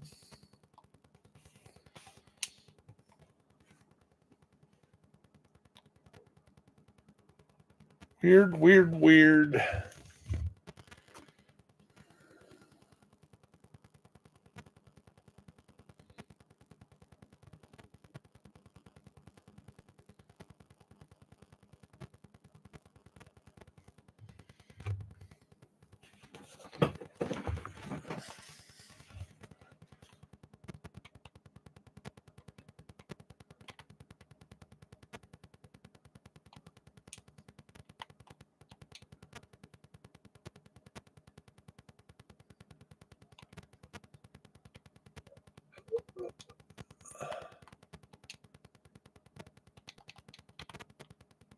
Okay.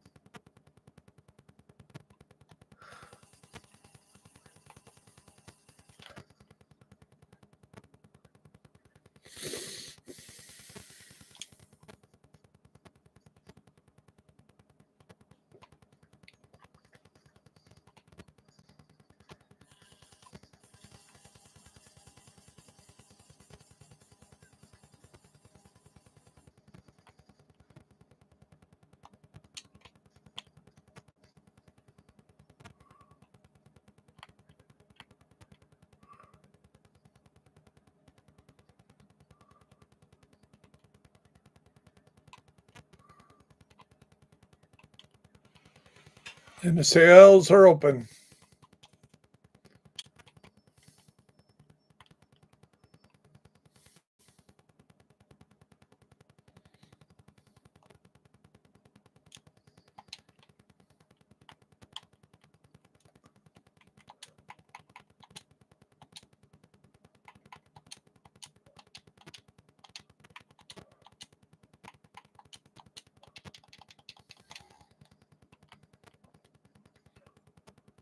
Hey, welcome to the group.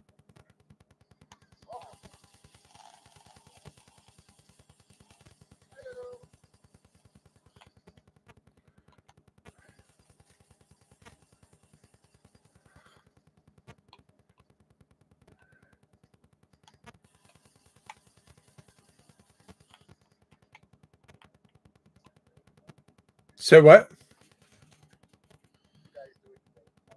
Yeah. Yeah. This is my last thing I need on my guy.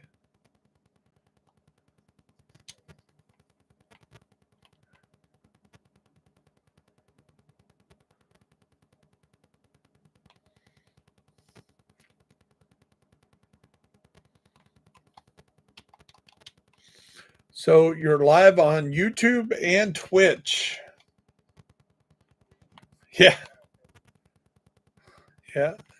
On Twitch, it's just Bear Buyers, and on YouTube, it's Bear Essentials with Bear Buyers.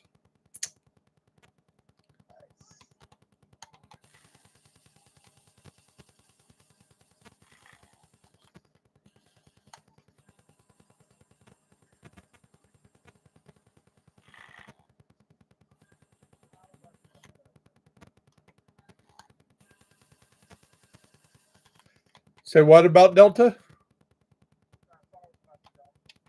Oh, okay. I told you it's been acting kind of weird.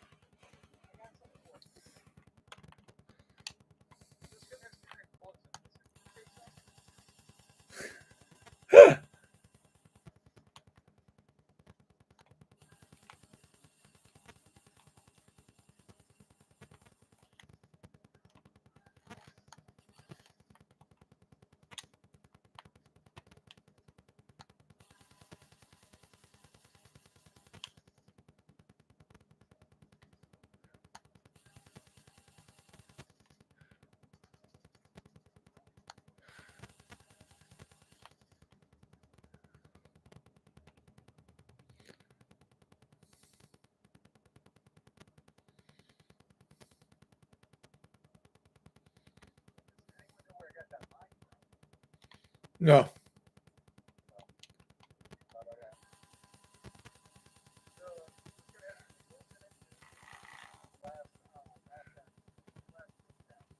Oh, okay.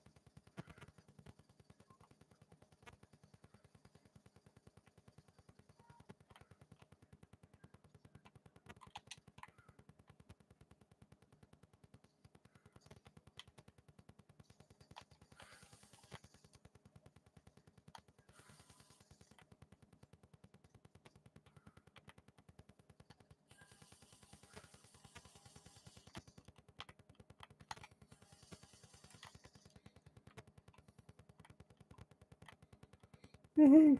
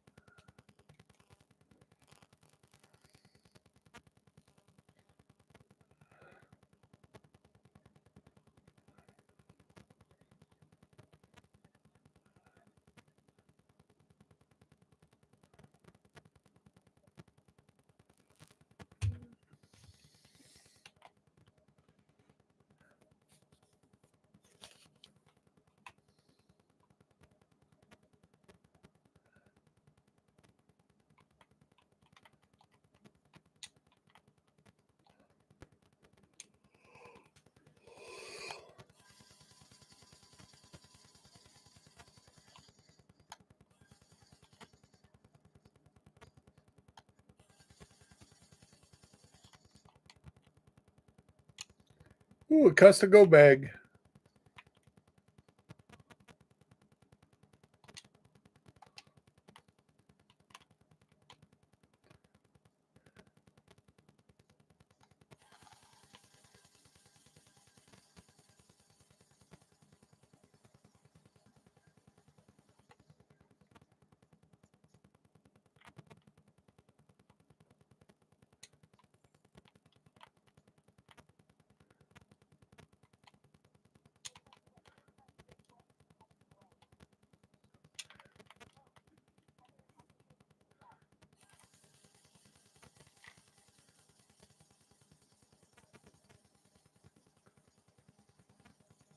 So anyone watching on Twitch or YouTube, see how I'm running down the left side? If you do that, you're helping your team and you're not blocking their shots. Too many people run right down the middle. And especially if they're carrying a shield, because the shield will absorb the shots. So just a little hint if you're playing Division 2, left side, right side.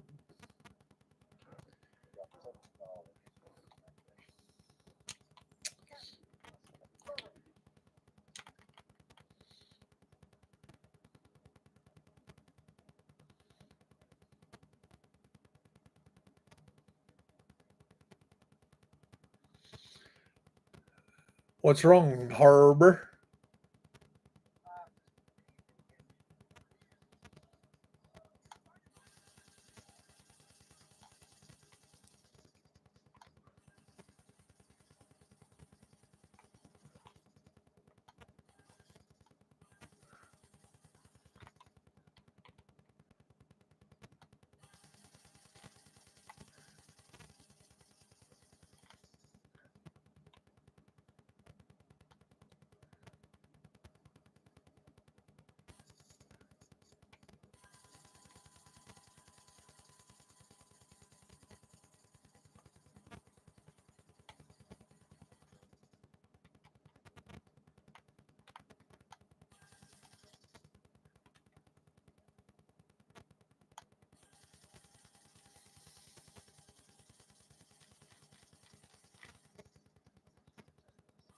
And I tell you, I get my hearing aids at the end of the month.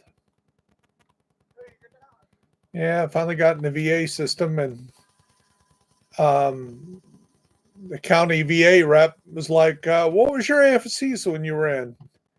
I told her, and she goes, "Oh, that's the way we get you into the system. Is you worked on the flight line. You got a very extremely high chance of a hearing loss. So hearing loss is 10%. So I had to go down to Indy and get an audio test, and then the VA did it again to make sure. Then the person that did it was, she reminded me of my best friend. She's very cute, very much like my a good friend of mine, and I asked her a question. I said, "Hey, not to sound sexist or anything, is there any reason why I years ago couldn't hear the girlfriend very well?" She goes, she circled the higher frequencies, and she goes, because the female voice is usually in this range, and you definitely got hearing loss in that range. So no, it's not surprising you couldn't hear somebody that had a higher voice.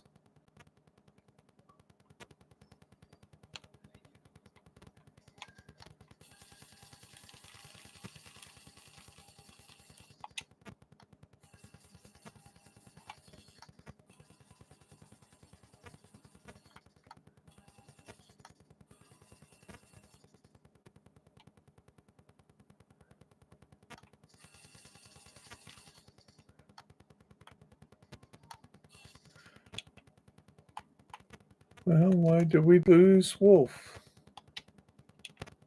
Wolf, come back, Wolf.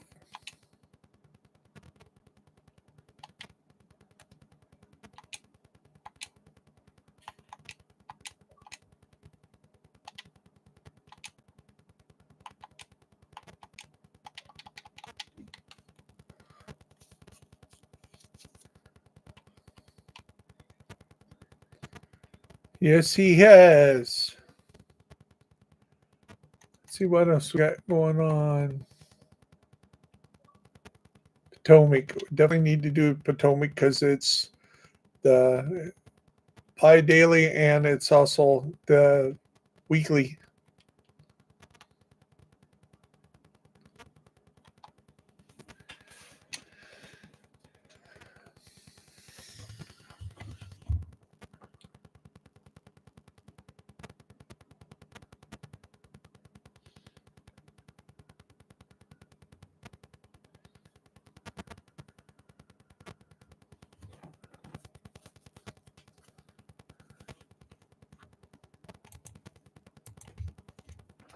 Do, do, do, do, do, do, do, do.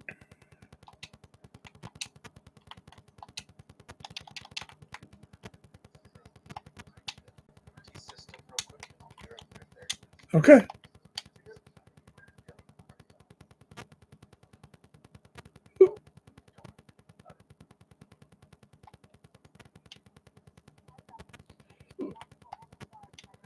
I can't believe how many levels I'm gaining lately.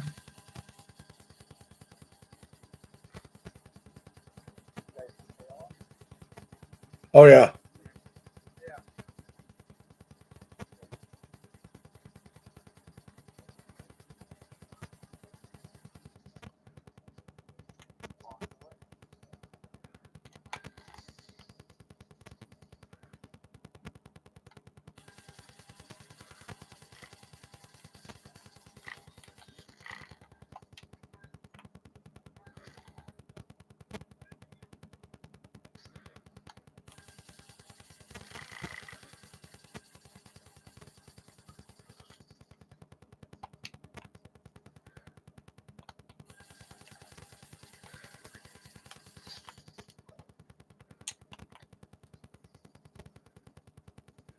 Did you get project there?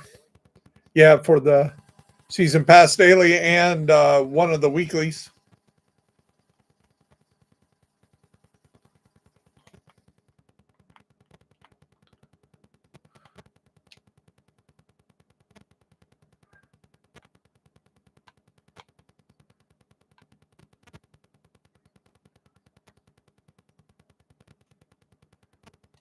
Sweep the leg, sweep the leg.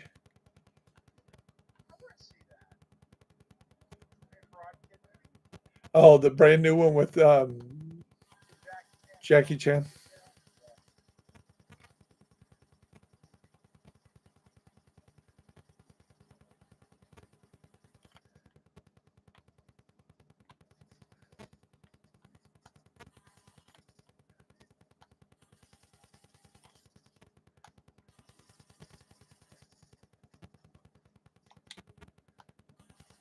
I like when they did Cobra Kai, how they kind of made Daniel Russo be the villain in a way. In a way, he was because he won the tournament on an illegal kick, by the way. Can't kick in the face at that age. So here's the believe it or not story. So when I was 12, I took Shurin Ryu here in Indiana, and Indiana was very famous for its world champions, especially in Shurin Ryu.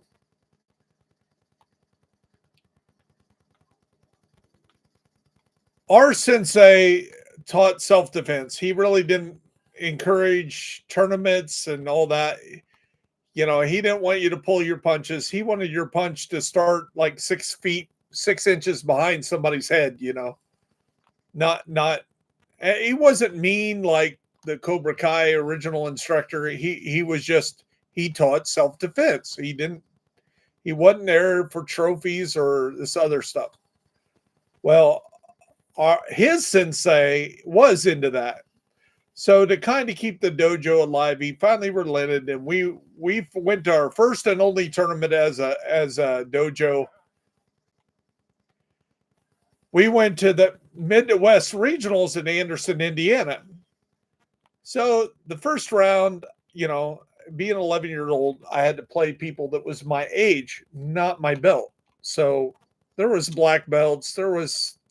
I was a double yellow tip, which is pretty basic. And the first match, I drew a kid that he didn't know how to fight a wet paper bag, man. Not even out of it. He didn't even know how to punch. So it was easy. 3 points done. That was it. Second round, I play this black girl out of Indianapolis. She gets a point. I get a point. Third point, she kicks me right in the nuts. Gets disqualified. Tries to score down on me. And she, you know, you got X amount of seconds to score once somebody goes down, just like in MMA, you know, if the ref don't say point. Well, he told her to back off, and she came down on top of me. I'm curled up in a ball, about ready to puke, you know. And yeah, she's coming in for the finishing move. Sensei, the black belt that was the referee, backhanded her to get her off me, because I'm totally defenseless at this point. So I went on a disqualification. So I'm 2-0. So in the third match, I'm about ready to play, and my mom's there, and I look behind when I'm stepping up on the mat, and my whole dojo has stopped everything they're doing, and they're at the edge of my mat with my dad and my sensei just staring and watching. And the kid steps on the mat at the other way, and he's got Jet Re everything from knee pads, shin pads, the foots, the hands, the helmet. He's got everything, and everything's got his name on it. And he's a 12-year-old, and he's got a freaking nickname. His nickname was the Jet, Rick the Jet Rufus. And I'm like, what the hell? And Mom goes, he's on the program, Trace. And I look down, and Mom's trying to show me the program, and my dad and the sensei's like, no. I get first point. Everybody's like cheering, like, oh yeah, he's gonna beat this kid. Nuh-uh. After that, he was like, oh shit. It was like, you know, oos, and boom, he's got a point. And I'm like, what the hell just happened? And then he's got like 2 points. He wins the match. Sensei goes, hey, get over here. I'm like, I'm sorry, Sensei, I lost. He goes, no, go over there, run Anaku Kata, which is a very long kata. For Taekwondo, Anaku Kata is a brown belt kata, like second to last to get the black belt. But in Shurin Ryu, it's like you're first to get to your first yellow belt. So I run Anaku Kata. and Sensei hands me a yellow belt. Then he tells my dad that he's got to go run Anakukata because basically he's not going to promote me and then not promote the money winner of the family that's paying for the lessons. So I got my yellow belt like a few minutes before my dad did. And I later found, well, he did the kata right. I mean, it was time to get promoted, and I mean, we've been doing this 6 months, and you know, we were up for promotion. Yeah, we had paid our dues. It wasn't like it was handed to us right off the bat. We did okay. So after the meet, I find out that this kid was like nationally ranked. Years later, in the 80s, if you look up Rick the Jet Rufus, you're going to find out when he was 19, he became middleweight champion of the world.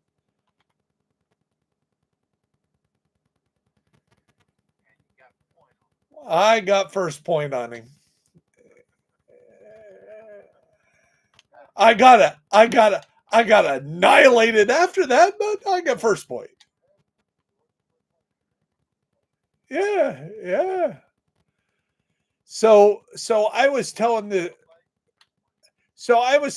story a few years ago, and I looked it up on the internet. I showed them the record from Anderson. I showed them Rick the Jet Rufus, and I realized pulling this up to kind of, prove my story. I found out his dad was a trainer now he's a trainer of MMA, but back then he was a trainer of like 12 national champions from Wisconsin, including his two sons. And I was like, oh, now I see why my sensei was so excited. It made his dojo look good because he had a yellow belt or a double yellow tip, got a point off a national champion of one of the greatest, most award-winning teachers in the nation, and made my sensei look super good. And I just recently found out, yeah. So my sensei's sensei was a very famous guy. He was the first folk, well, kind of. His name was Superfoot Wallace, Bill Wallace. Have you ever seen old videos of Elvis learning karate?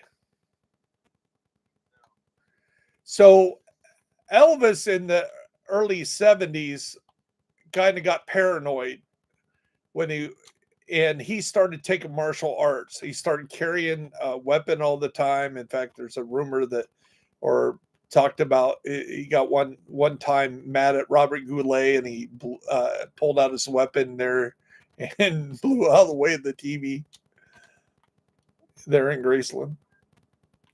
So anyway, his karate instructor was Bill Wallace. Now I just hit that. Guess I screwed it up. And Bill Wallace played the bad guy in a lot of the early Chuck Norris movies, like Good Guys Wear Black, The Octagon. He's the big tall guy with the black hair. Now, Chuck was point karate champion.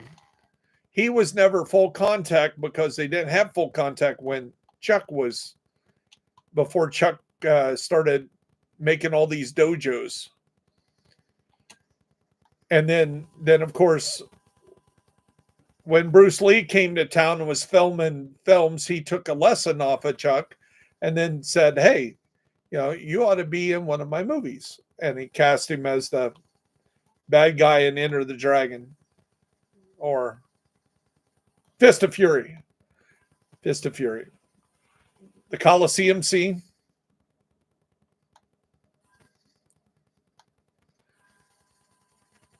So when Bill Wallace got into movies, he became a good friend with a guy named John Belushi. In fact, he starred in a non-martial arts movie called The Burbs. Okay, he's the neighbor of John Belushi in The Burbs. The big tall guy, the normal guy. That's Superfoot Bill Wallace. And he is probably got to be almost 90 years old now, and he still does the splits.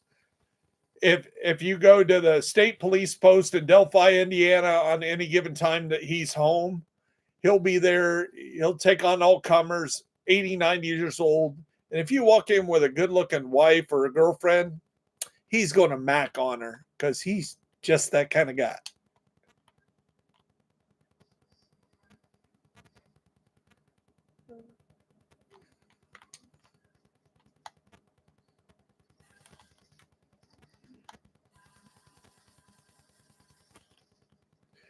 Also, in full contact karate, Bill Wallace never lost a fight. He could only kick you with one foot because he had a bad motorcycle accident over here at Lafayette, Indiana, when he was a teenager, and he literally pulled the tendon off of the bone on the one side, so he couldn't kick you with that foot. But if you ever watch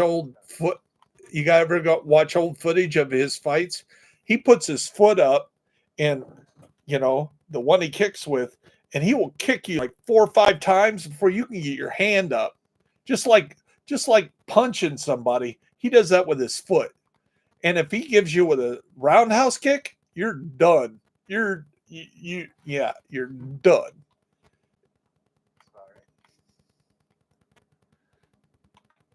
In fact, go ahead.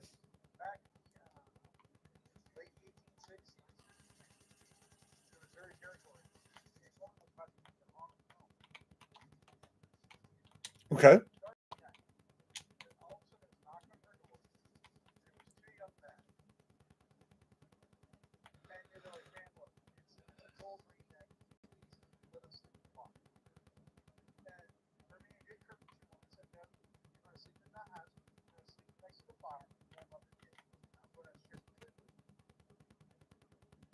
As she looks at the two young men, she realizes that they look like brothers. And then she goes to the she owes like $300 back, and it was coming to the house away. And I went, oh, okay. And she went to sleep. The next morning she wakes up. The young men are gone. And there was no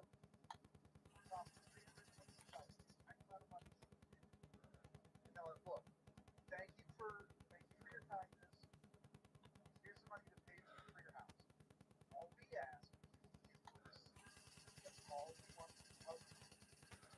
So the banker comes, they just a little bit about us, and give the money.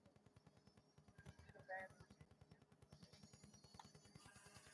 Well, on the way back to town, then the banker gets robbed like 2 masked Butch Cassidy and the Sundance Kid. I bet you it is.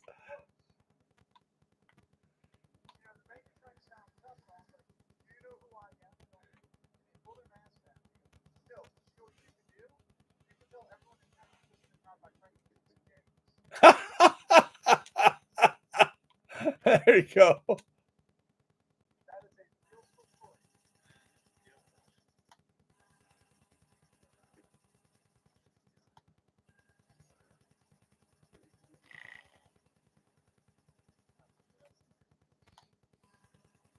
Well, my mom thinks that my grandpa was actually in a bank when Dillinger robbed it back in the 20s, because mom found something from that bank, like, and she wonders if grandpa got, like, Here's the bank thing with a few money. Shut your mouth. You didn't see us. You don't know nothing. Either that or my grandfather was a bank robber.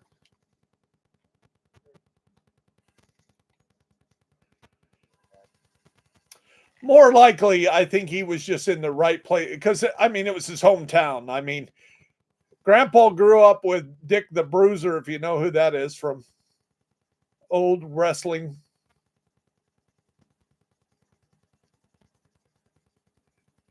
The Crusher and the Bruiser were brothers from Delphi, Indiana.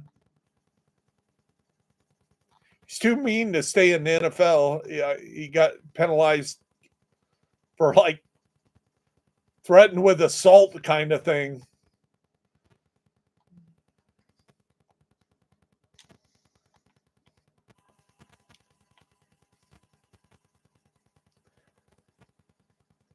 Sorry, this is my ADD's fault, boys. I started talking and forgot what I was doing. We're just shooting shit now. So if there's something you guys got to do, let me know.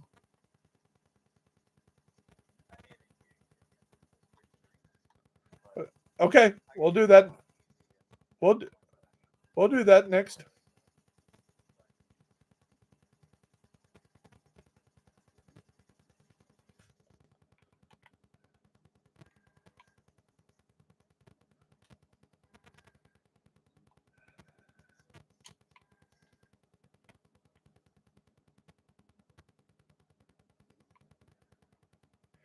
Yes, I love the fat electrician. I've turned my dad lives with me now, Harbinger, and I've turned him on to watching him. And the other one I like is Beato. He does music, and then I'm trying to think of the other guy that's sponsored by the glasses that does music things that I really like.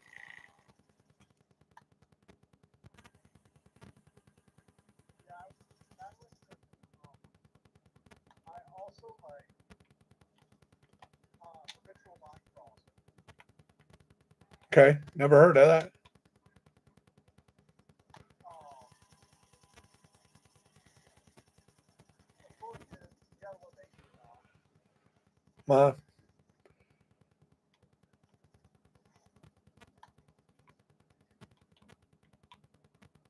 Careful, you're going to get jumped on there, Wolf.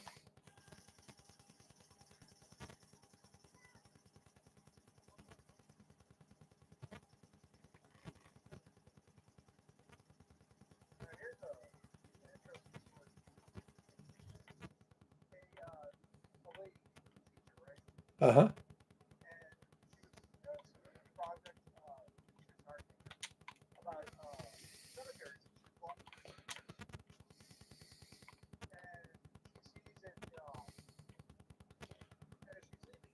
District Union, you say?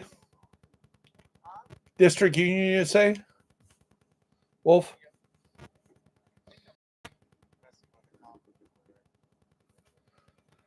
That's okay. I'll start and you can join us anytime.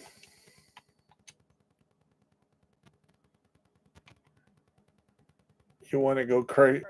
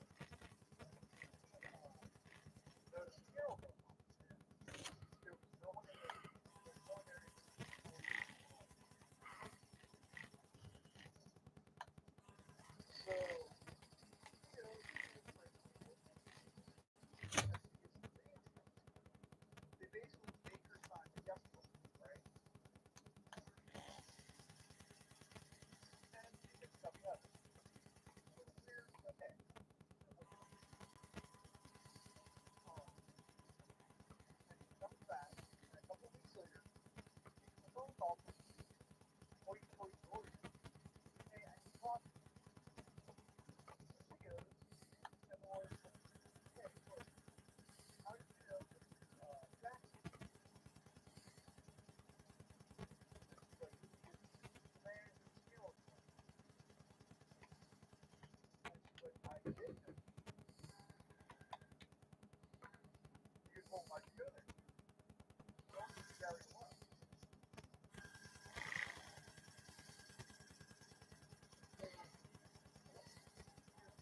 Well, this is very well made. And look close to the same. So in this hill,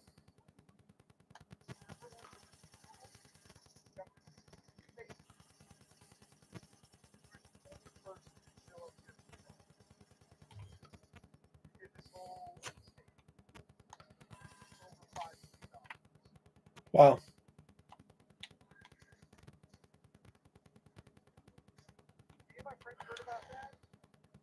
You started going to funerals.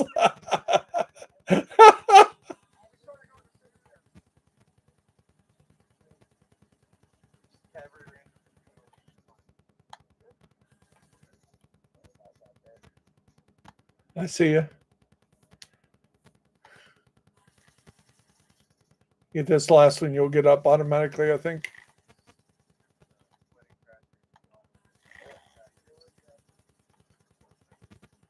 So who's the most famous person you guys think you met in real life?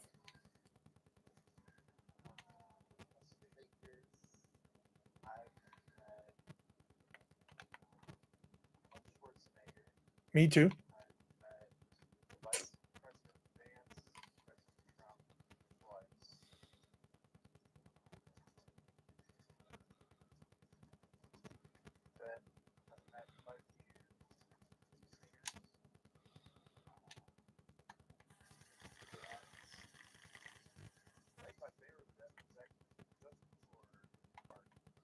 Wow.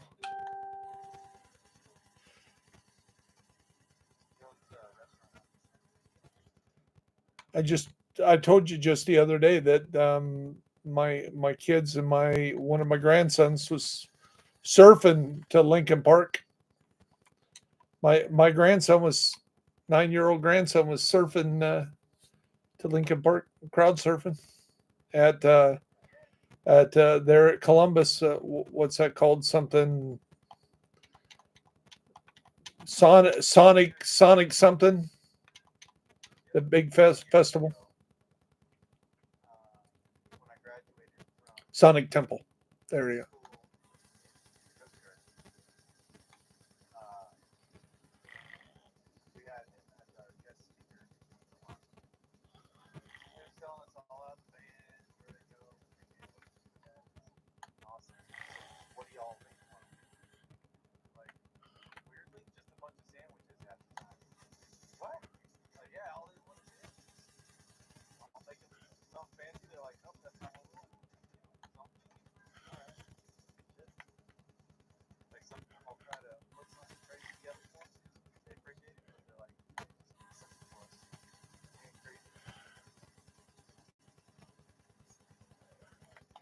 Yeah.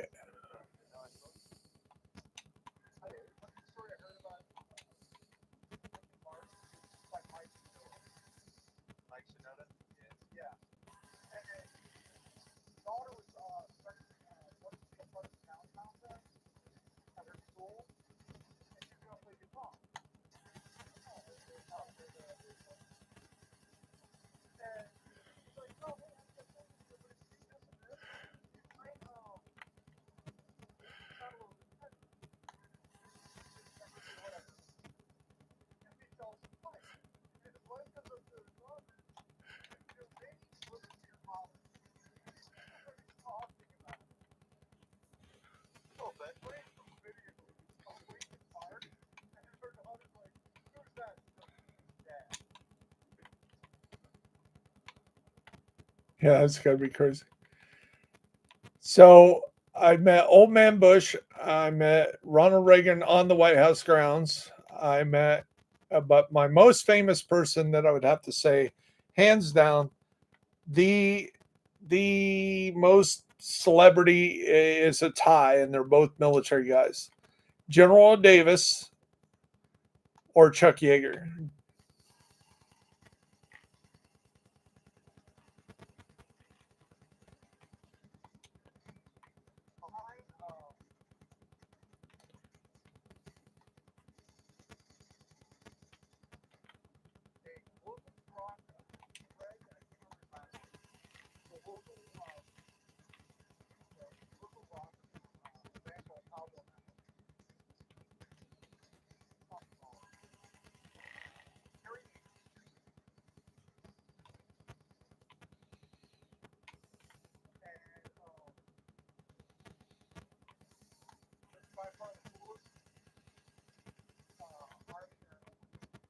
Oh, that'd be cool.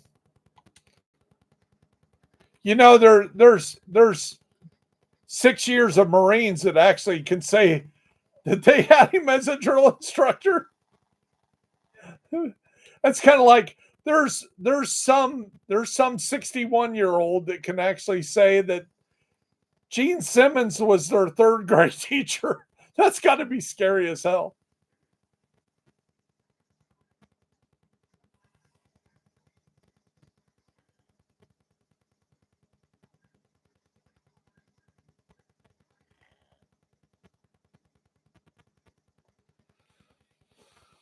Wasn't Paul Stanley a teacher too for a few years?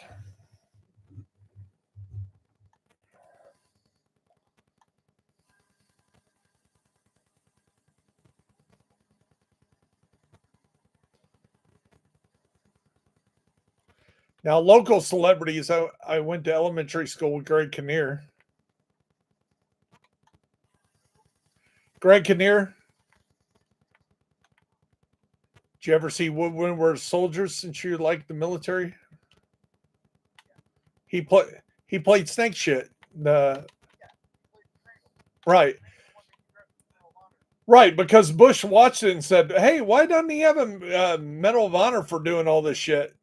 And we're like, "Oh, he got a flying cross or a silver star or something for it." And we're like, "I'm going to upgrade that to Medal of Honor just because of that movie."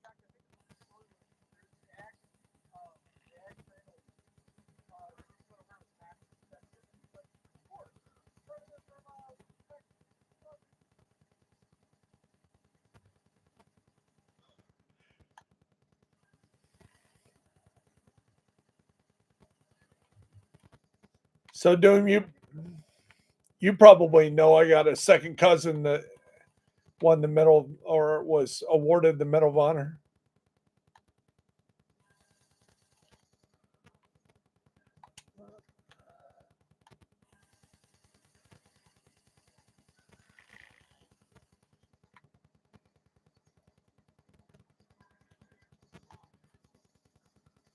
I did a healer build and featured Ed in the healer build video because he was a medic on SEAL Team 3.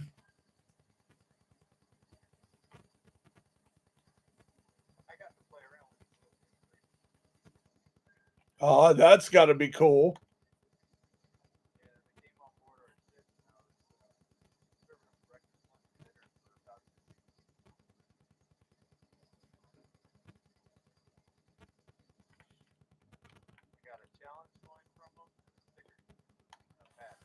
Oh, that's awesome.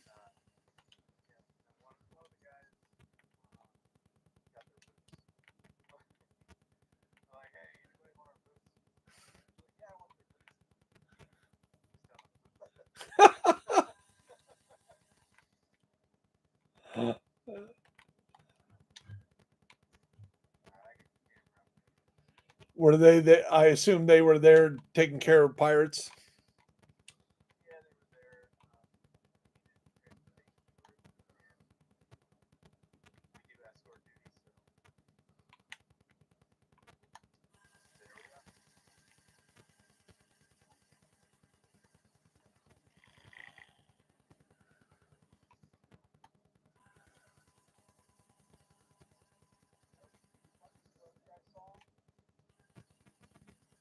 I don't know. Those guys may not be very famous to the public, but you don't get much more famous than those badasses. Any of the SEALs.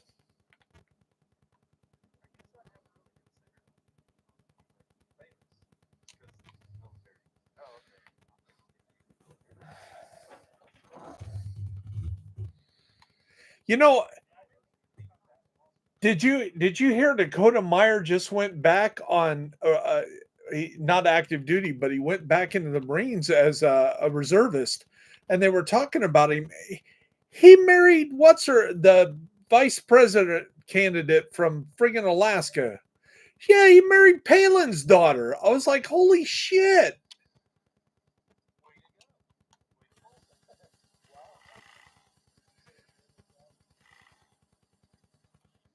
Well, they had to meet at like one of his White House ceremonies or something. Now, I will say this about my cousin. Dakota Meyer and my cousin are total opposites. Ed wears his Medal of Honor in civilian clothes all the time. Dakota's probably never pulled his out of the box.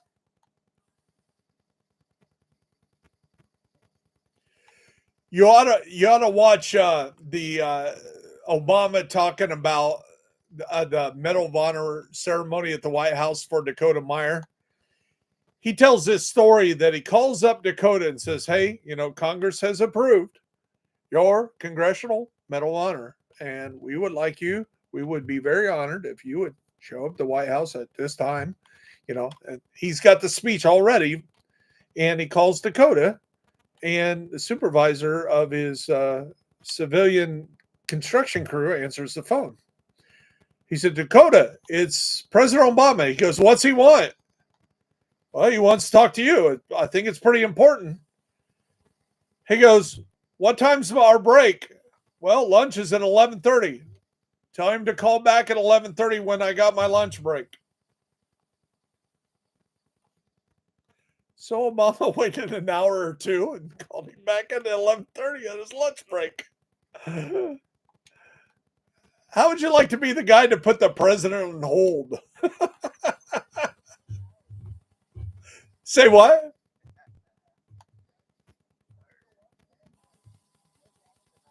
Yeah, call back in an hour.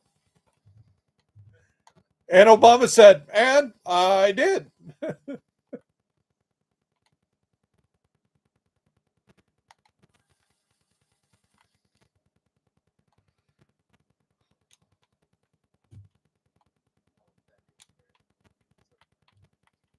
So my dad's younger sister married a Meyer.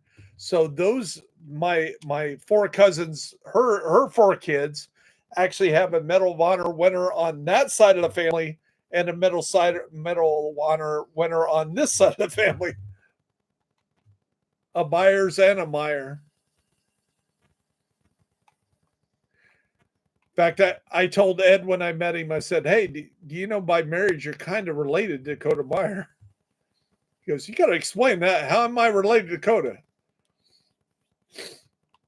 Because Ed's one of those guys. If you ever watch, like, if you hand a Medal of Honor, like if Trump gave a Medal of Honor to somebody tomorrow, there's a whole section off to the left of the stage. That whole section is former Medal of Honor winners, and Ed Byers Jr. is always there. Ever since he got his, he never misses one of those ceremonies. It's a big freaking deal. I would love to be there one. On the Coast Guard, there's only ever been one Medal of Honor winner. I didn't know that. Douglas Monroe. There you go. There, Fat Electrician needs to do that.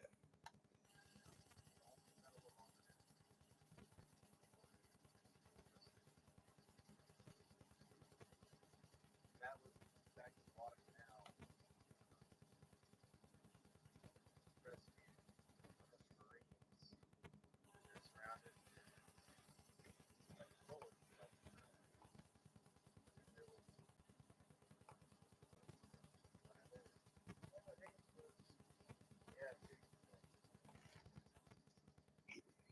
He went in with a Higgins boat. I did not know that.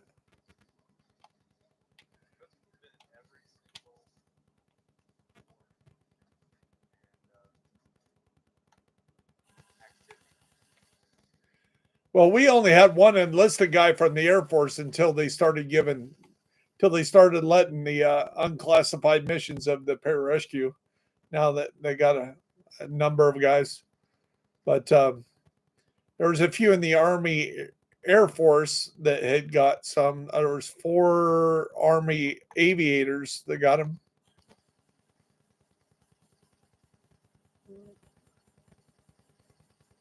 But during my era, there was only one A1C Lovato. He was crew chief or loadmaster on I think a 123. I don't think it was a C-130, but it was a gunship. I think it was a Spooky, and it got hit with flak or it got hit with something and blew up, and he had shrapnel and couldn't walk. But they were setting flares when they got hit, so there's this live flare rolling around the airplane with all this ammo and all this shit rolling around together.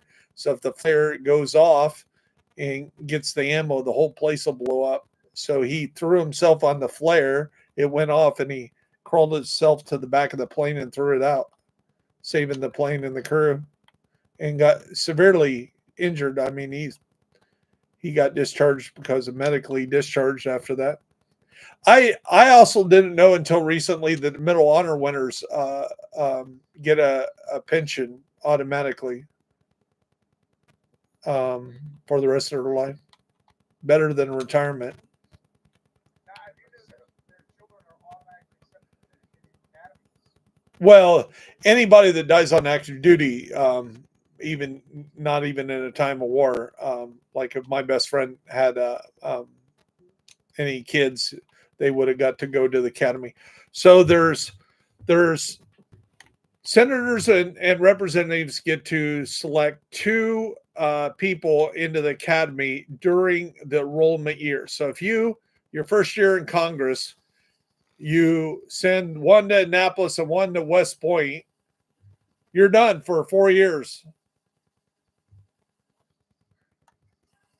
So that's how rare it is to send somebody to the academies. So what is there? There's 100 senators and what, 952 representatives or something like that. So about 1,000 people that you can nominate, or 2,000 because each person has two. Then there's 200 slots per academy for anybody that is enlisted that has not yet turned 22 by the year they apply for. So if you can't have turned 22 by June 1st that year, and you have to be in the military, and there's 200 slots, and most of them go to waste every year. I know because I applied for one. And I got accepted as Miss Tracy Byers. Because on the initial conversation or the initial thing, they don't ask your sex. But they assumed that Tracy was a girl. So they accepted me to the Air Force Academy as an A1C Byers. So when I got the second round, they were like, if any of this information is incorrect, you need to correct it. And I'm like, well, I'm a male, not a female. Well, as soon as I did that, they sent me back another letter and said, sorry, your English scores on your SAT aren't high enough. You're going to have to retake the SAT. Well, finally got a score high enough to go in. But then they were like, well, because of this and because of that, we can possibly let you go to the Air Force Academy Prep School. And if you maintain at the end this grade point, then we'll accept you into the academy. I'm like, oh, and this may or may not happen. So at the time I was stationed in Japan, Yokota, and I was in a play called Annie on base. Our base commander played FDR, and I was Jake the butler, or Drake the butler for basically the base commander, because he played Daddy Warbucks, he played FDR.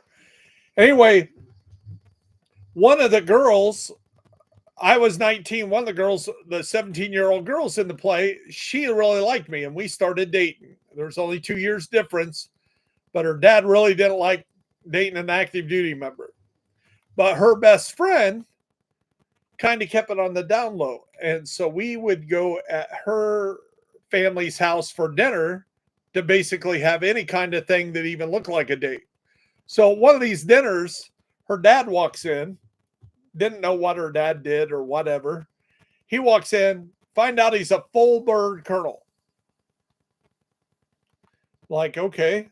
And he, after dinner, he goes, okay, who's the one that wants to be the cadet? And they all pointed at me. And I was like, how's he even know? He goes, well, it's 9 o'clock. It's 6 o'clock in Colorado. The commandant of the prep school will be in. I know because I used to be the vice commandant of the prep school just 2 years ago.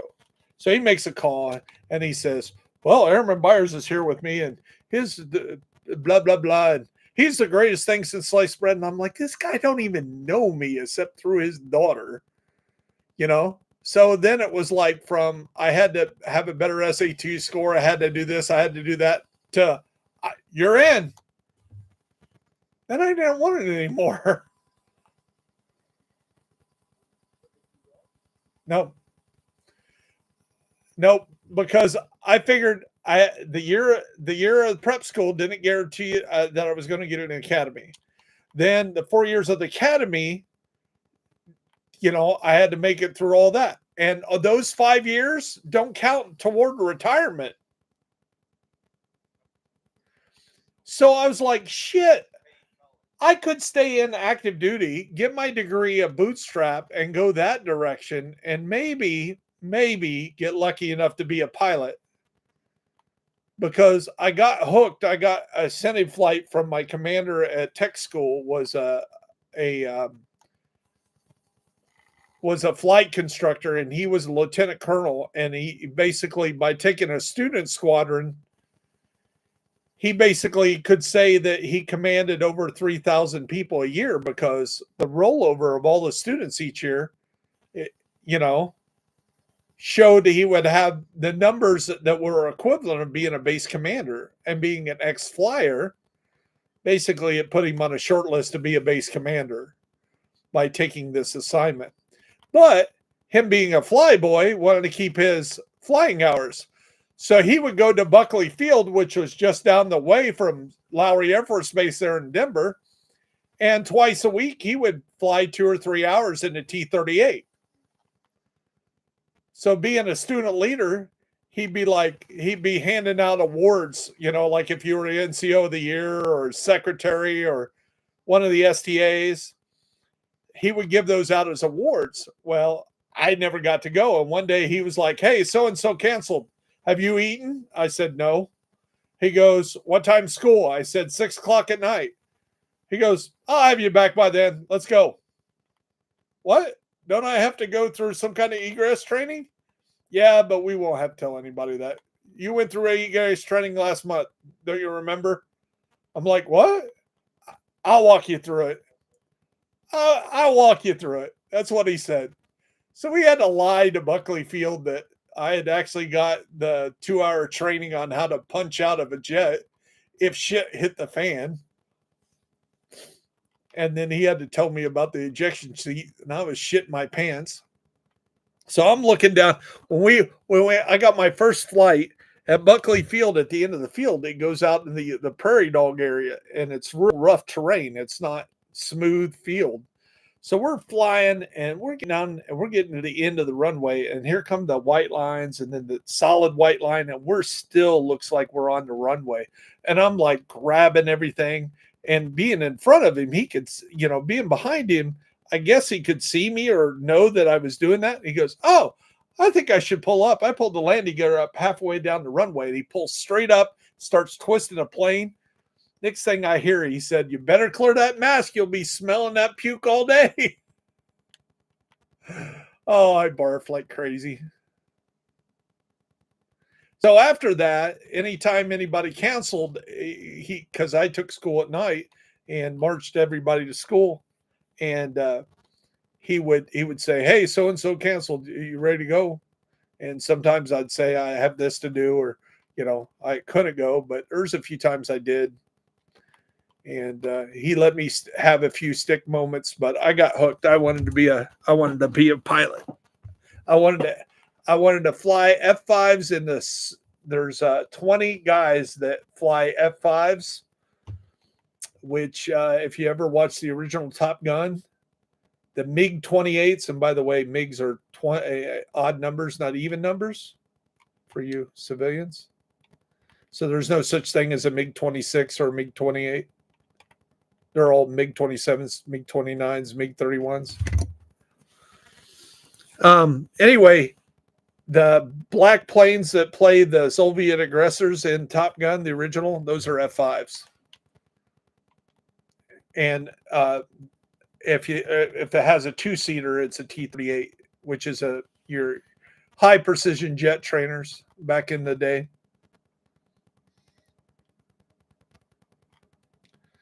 So yeah, there's always part of me that said, what would have happened if in basic training I would have tried to become pararescue, which I qualified for, but I didn't sign my contract. My drill instructor talked me out of it. Which he was right, because there was 4 of us that qualified in our basic training flight, in our sister flight, and of the 4 of us, I was the only one that didn't sign my contract. And he set us all down before we went there. And he goes, "Why did you guys come in the Air Force? Please don't waste your time.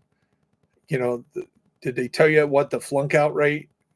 And we're like, "Yeah, it's like 68% or something like it." He goes, "It's 68% in the first 48 hours. People quit. You know, most people don't make it out of the 5 weeks of just swimming and running and calisthenics here at Lackland, let alone jump school and, you know, taking on the sharks with the seals and jumping into high timbers in Washington State, and then 2 years of medical training." Yeah. Don't, if you, I said, I came in for college. He goes, "Well, when you go there, ask him how much college you're going to be able to acquire being a pararescue." And they kept saying, "Well, when you graduate, you're going to have like 80 credits for in medical career field." But basically, they pretty much finally answered the question and said, you're not going to have, you're going to be on standby. You have no life. You might sit around not doing nothing for weeks at a time, and then you might get off at an assignment to go do something, and you know that you need. Yeah, and as soon as you get back, or like two hours later, you're like, we're ramping up again. You know, there's a pilot got shot down in Russia, and we don't talk about, and you got to go in with SEAL Team 3 and save this guy.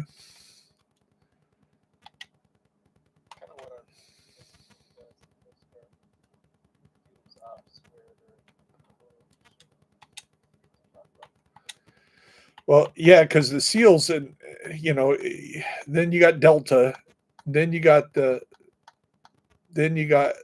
private people that basically pull the best of the best out of it. You know, the CIA guys are, they say they're the craziest, most elite people in the world.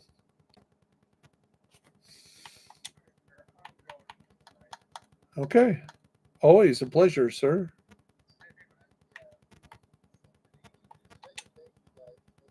Hey, before you leave, let's add you as a friend. And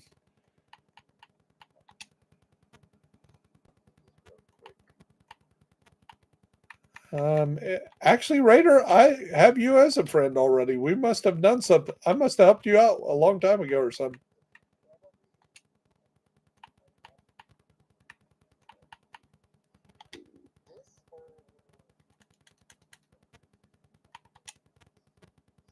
Oh, there you go. Awesome. Well, hey, you be good. Okay. Anytime. And another one bites the dust. And another one bites the dust.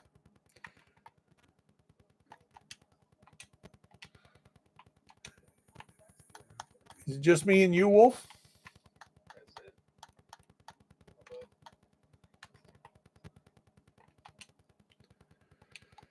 Okay, so what else we got?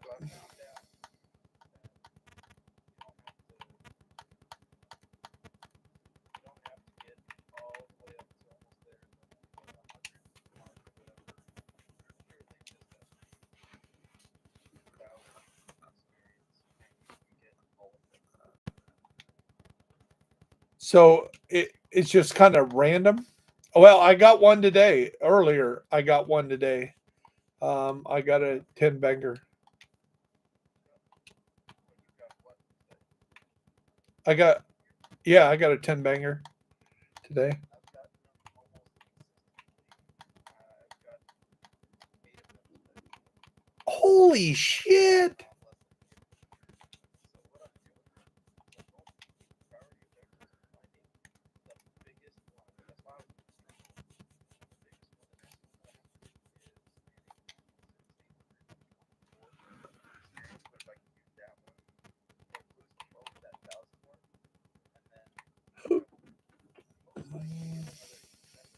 another 10 things, I would get another grand. Okay. It's ridiculous. I got to do it bank headquarters for my next one, which is only 492. Want to do that? Okay, and so we're doing bank headquarters, and then which one do you have to do? Makes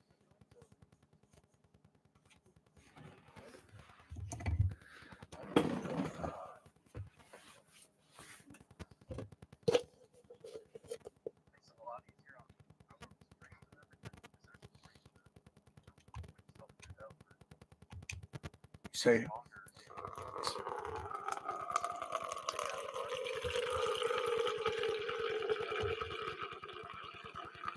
okay.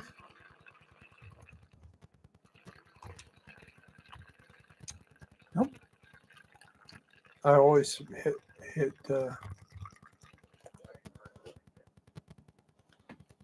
Okay, hold on.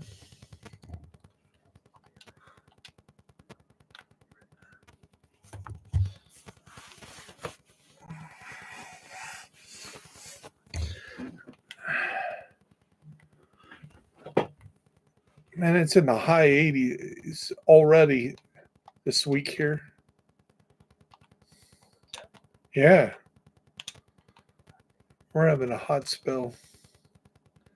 And like I say, I made kind of, I got shelves on each side, and I got my big screen in front of me, little curved screen to the left, big screen to the right. I got Xbox, and the modem, the Steam Deck, the computer. So I got a lot of electronics right around me. So it gets kind of hot, and I can't run the AC or you'll hear this buzzing sound.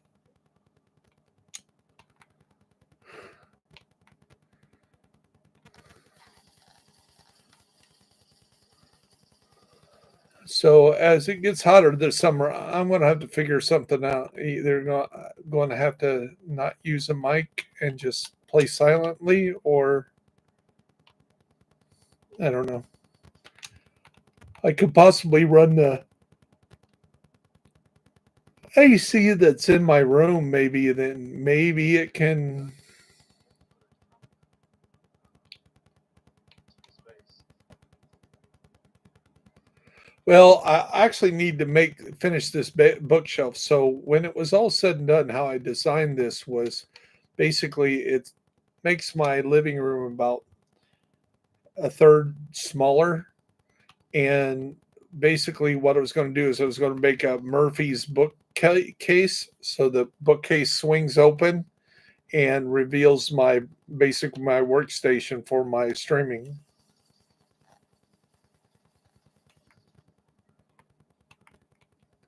So it'd be basically a hiding bookcase would hide all this. But I haven't built that yet. And when I do, then I can hang a green screen behind me, and I can use my Razer um,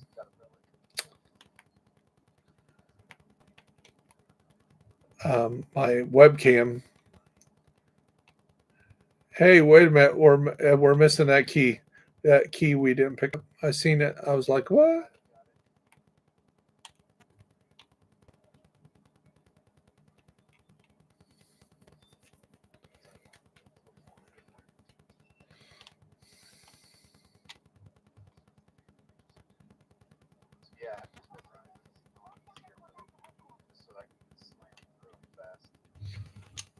Let me all that experience. check. Uh-huh.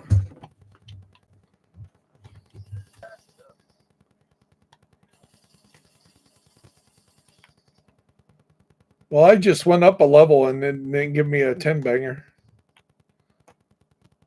You went up a level, or you went up? Oh, you mean at the end when you get? Oh, There's the blue level, right? Right. So I went up a blue level and it gave me one. It gave me like the number 4 one by itself, not all 10. So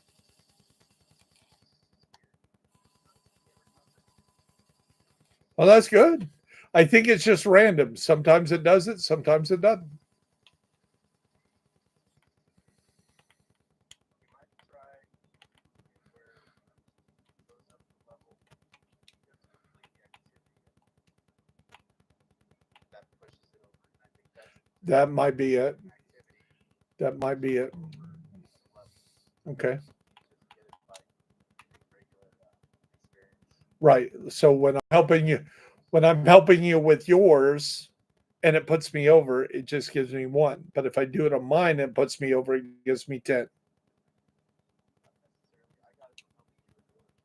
Oh, okay.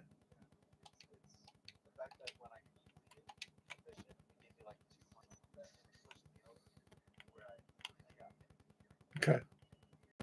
So that's the big trigger that it wasn't doing it for me the other day.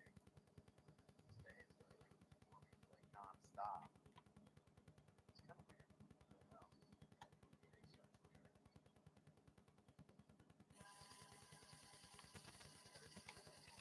It's supposed to operate in about 1. But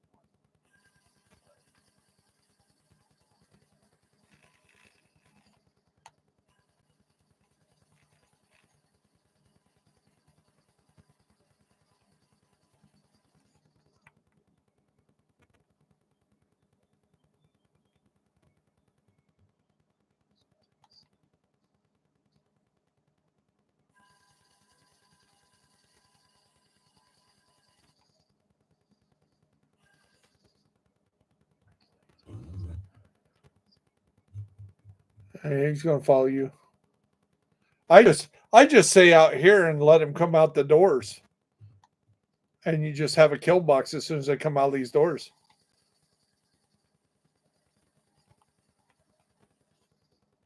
sometimes they stay.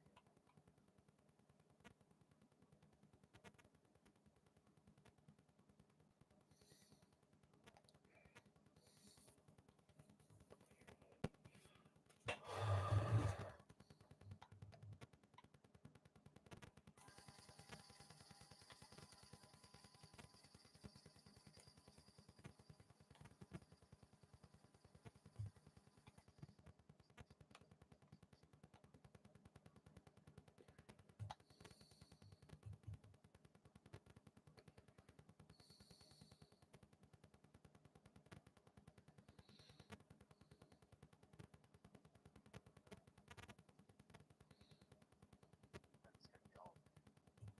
Here's another way.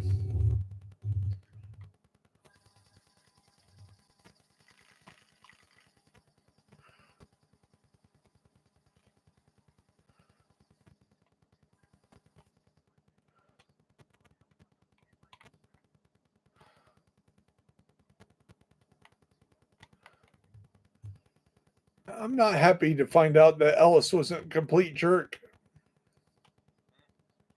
Even though was he not involved in shooting the president before him?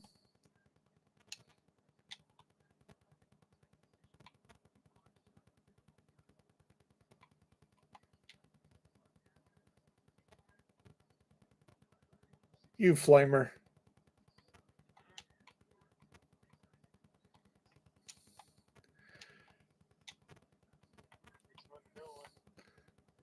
I was flaming with you. Even though It's all kinds of bad there.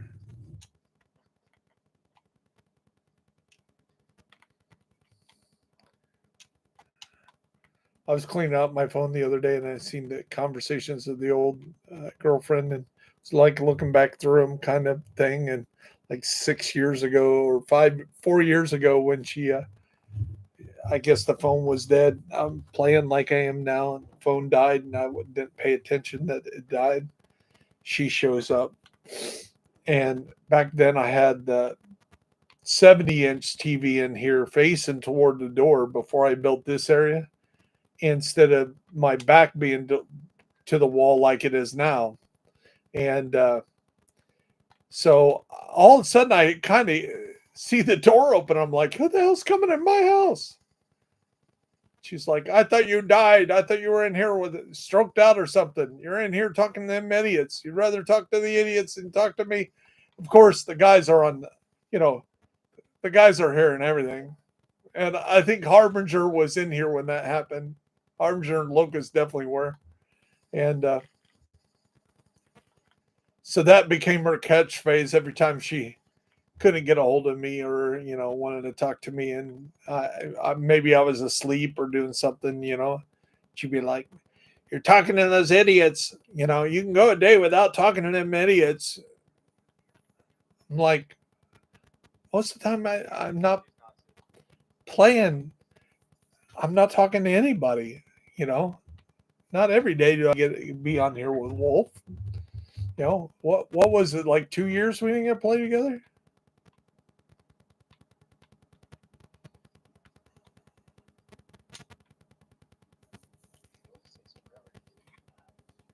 Yeah, because we're waiting on stupid Ellis.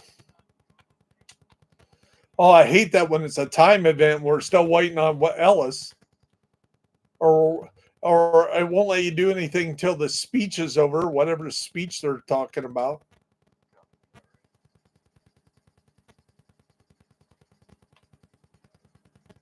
And there's been more than once that I missed a timed event for like 1 second because I'm waiting on the stupid speech.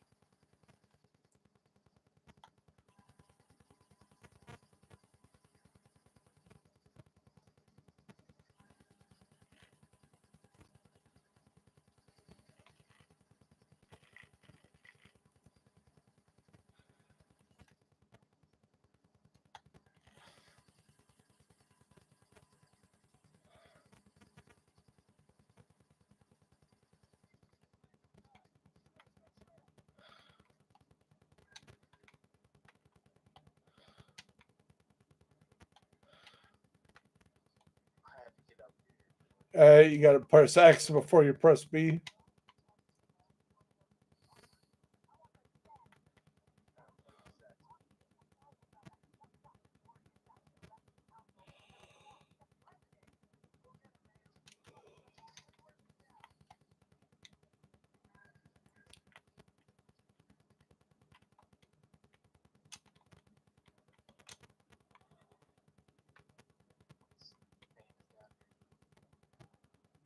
Waiting on Godot.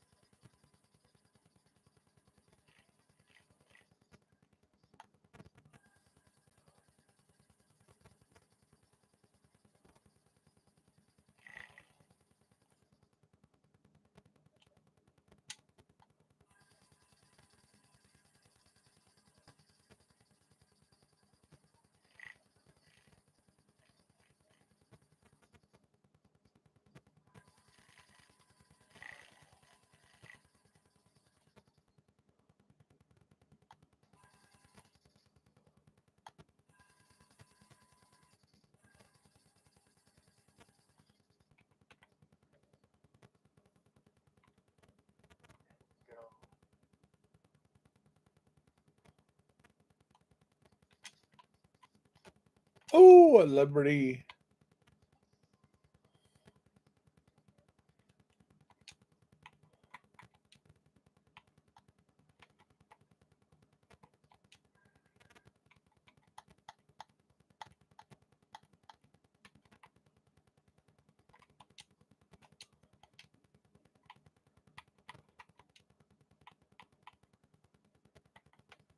Swap chain, like glue. Going to abandon that. Jeremy, What's up? I got two named here. Give me just a second.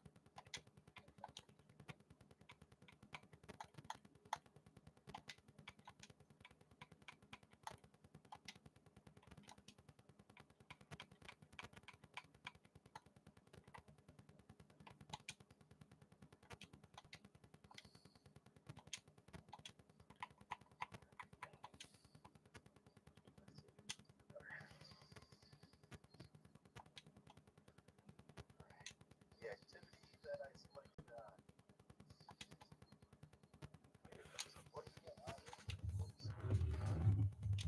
Nina Roosevelt.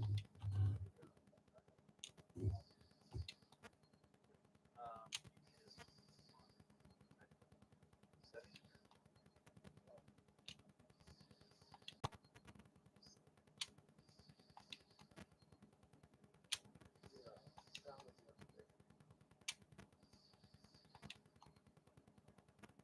Oh, Bear, that's up to you.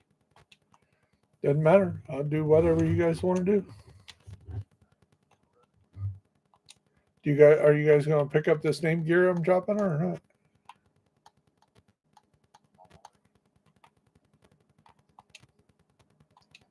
Just drop it. I always do. All right. But I got it. White House. Drop it like it. Drop it like it's hot.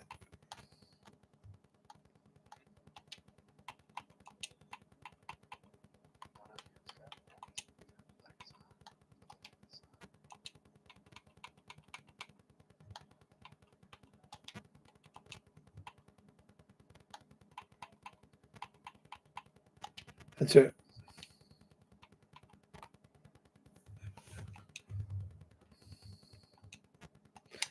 Let's see what we got there. Let's see if we went over the threshold. Yes, that put me over the threshold. It'll only give me one.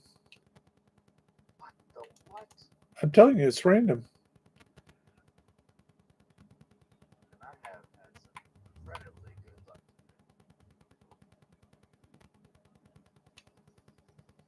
It's so weird.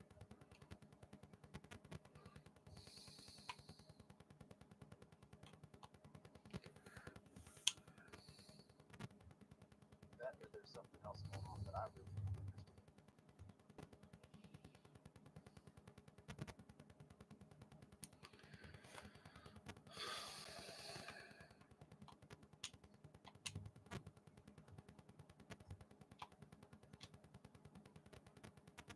Just regular Roosevelt Island on challenging.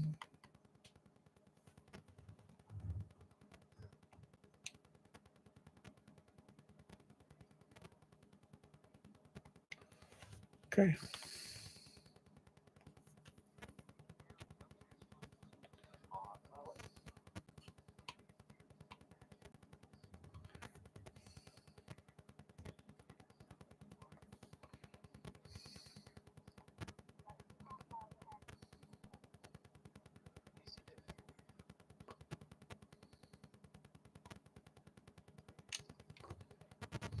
Okay. We got 4 people running this. Yep. That's safe. Oh, probably because I have that target.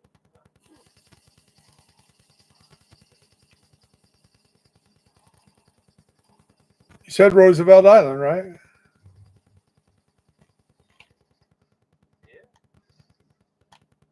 What he wants.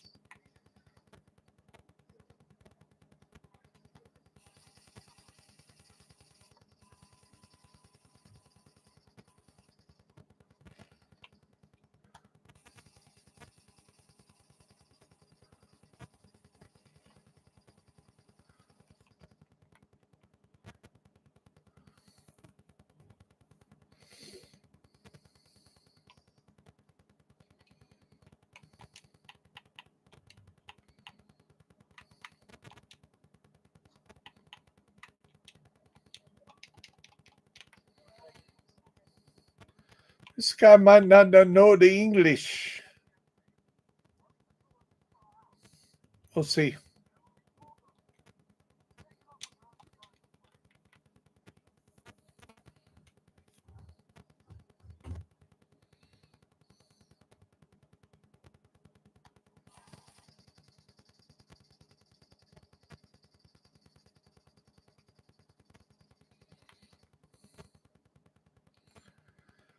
So did you guys ever find the black box over here, by the way?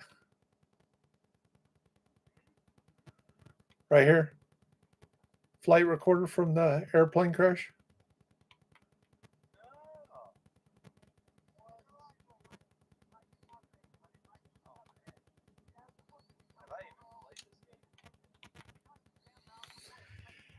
Now, I will tell you, there's also another thing here at Roosevelt Island to run around. There's owls. And if you find all the owls and light them up, you can come, you have to make a complete lap after you finish Roosevelt Island, basically a whole lap. And you have to do it in the right order. And then you get down and basically there's a trap door and you go down and you get to see the owl god. There's like a secret society that worships owls in this game. That's why you keep hearing an owl hoot.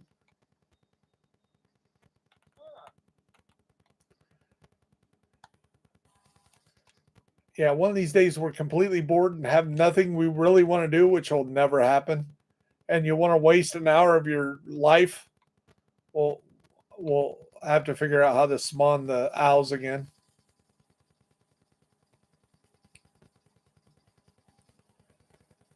You know, there should be some kind of award or, you know, butt dangly. Yeah, there should be an owl butt dangly or something for doing it, but there ain't jack nothing.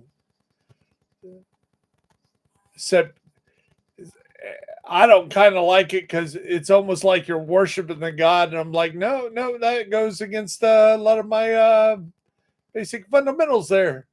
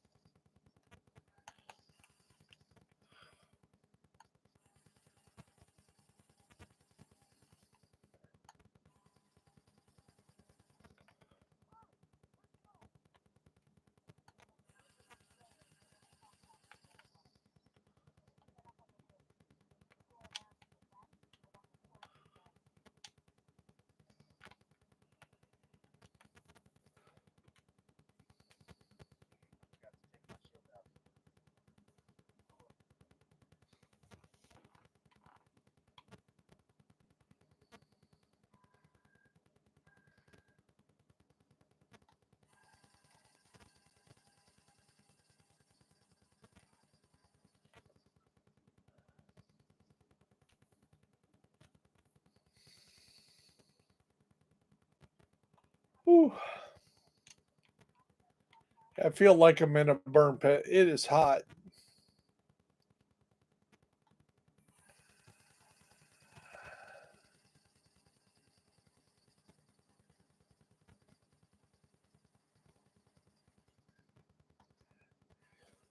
Put it this way, the weather's so bad up north, just north of me, is getting a big. They expect like major tornadoes today.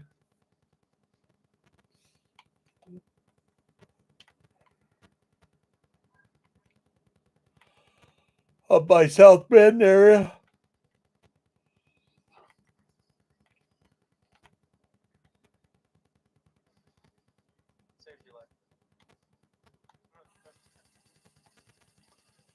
Did you kill a shit eating dog, did you?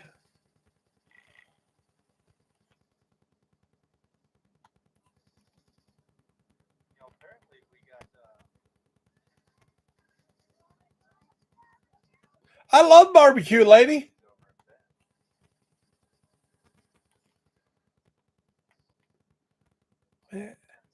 She Where? In South Bend? Awesome. Ta-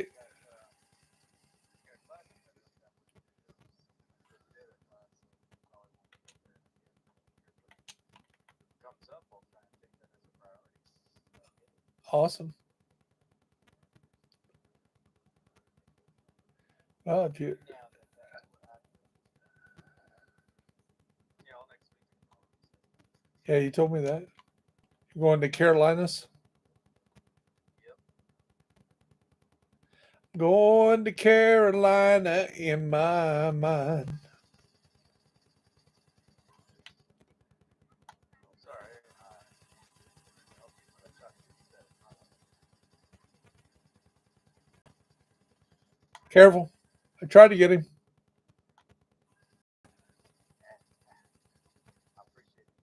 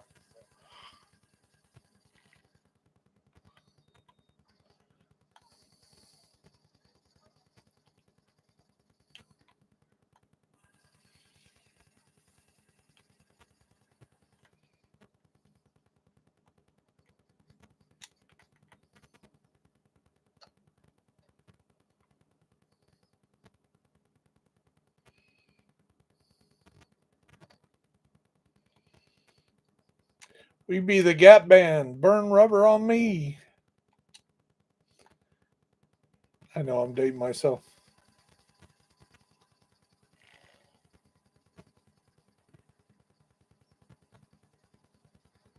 Taking yourself out to dinner first.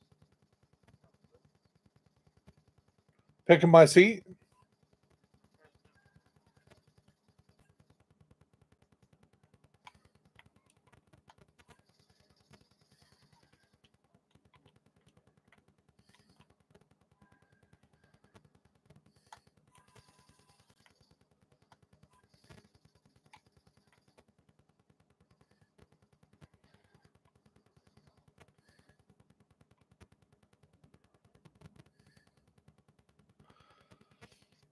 You know, do you listen to country music at all?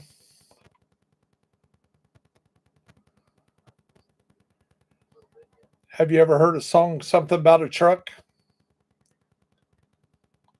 Isn't that every country? Pretty much. But there's a song by Kip Moore said something about a truck. It's written by a kid that I went to school with. Danny Couch. His sister was in our class. That's cool. He said he was going to be a country star back when he was just a local high school football quarterback. Dreams and aspirations. Yeah, he paid his dues. He did construction in Nashville for almost 20 years before he finally got hooked up with somebody that they wrote 3 or 4 hits together. What are you guys doing? Jumping into the middle of everything. Look around us. I was not expecting this conversation.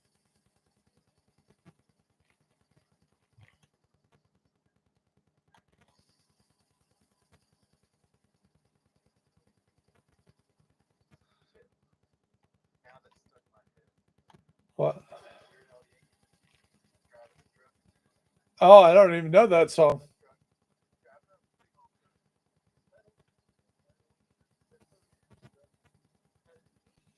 I don't even know that song. I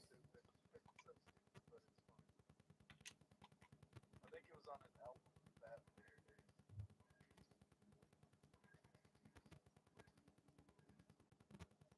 Yeah, we don't know how I think that's a good song. you really did. That popular? So you know his first song was actually for TV, right? Yeah, he wrote it when he was in high school.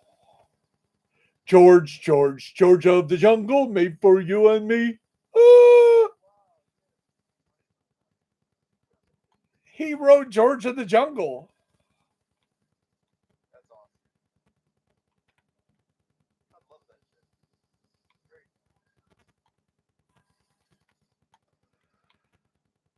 Yeah, the guy was going to maybe do one of my songs or lyrics. I didn't, he asked me if I had a demo. I said, nope, you can do whatever you want to with it. I said, I just want my name on it. You're just like lightning quick. I've seen that.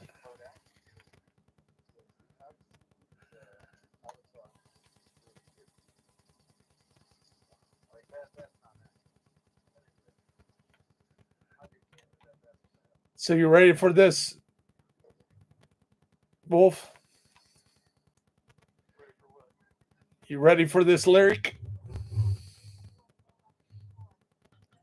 So back in the day, 20, 30 years ago. Oh my God, 30 years ago. Oh shit. We used to hang out at a place called the Neon Cactus in Lafayette, Indiana. And, we kind of owned the dance floor. I was like in a showcase that featured about 5 of us. Some people call it karaoke. It really wasn't karaoke because the average person kind of walk up and get to sing.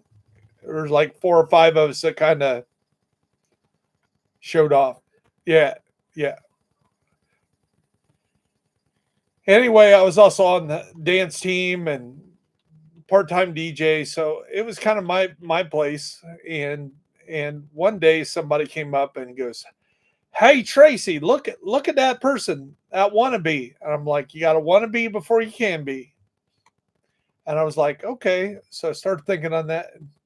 We're like, "Well, that guy's no cowboy." I said, "There ain't nobody. This is Indiana. There ain't nobody cowboy here." I said, "I make rodeos and their cars have nothing to do with horses." I said, "Good Dusk and Canute there, they actually they actually work on a pig farm, so that would make them pig boys, not cowboys." And they said, "Well, that guy's a wannabe." I said, "Being a cowboy is just following around a bunch of bull." Oh, wait a minute! Somebody give me a pen, and I wrote this lyric. There's no reason why he rides. He just does it because he can. He ain't asking for no fame or fortune. He ain't proving that he's a man. It's just a feeling deep inside him that makes him ride across this land for an 8-second contest between a bunch of bull and a man.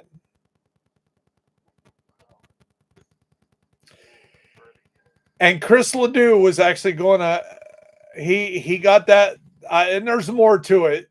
That's after all these years. It's always the part I memorized, and I wrote it in just a few moments. Probably 15 minutes. I had it down, and when I kind of evaluated the lyrics, it scanned. I mean, it was like, syllables were right. It was perfect. Yeah, I couldn't even take out a word and made it better. I was like, wow, this is really good. And Chris Ledoux like that, like out of the 12 songs he looked at, lyrics, he picked that one out. Him and his manager really liked that one. And he goes, okay. And then about 6 months later, he had recurring cancer. This time it came back in his pancreas, and he was gone within the year. So he never recorded that song or wrote it. But if he would have, I would have been old Downey Couched to maybe probably wouldn't have been a number one hit like something about a truck. Yeah, but if you look up something about a truck, you'll see that it's written by Kip Moore and Danny Couch. And if you look up Danny Couch, you'll see that he's from Logansport, Indiana. Same as Greg Kinnear. And I be right here in Logansport, Indiana right now.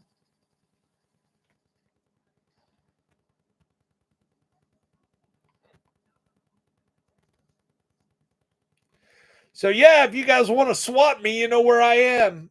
And I can hear the love of my life going, you know, somebody's going to know where you live and they're going to come and I'm like, yeah, really?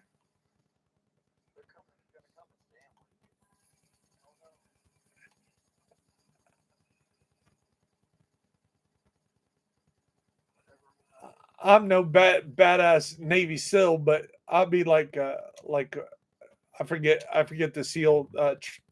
Try to think of his name. They were like, hey, somebody released your home address, and we're like, oh, Al Qaeda's going to send somebody to my home, really?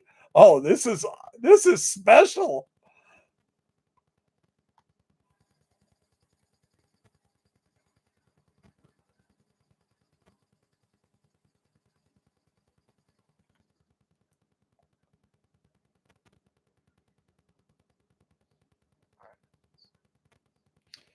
You know what they did that was worse, right? They farted in an elevator. That's much worse. So where do we got to go now? What's your next mission? Not you. It's not your turn. We just did yours. Wolf, what's your next mission? Because you're not going to like mine.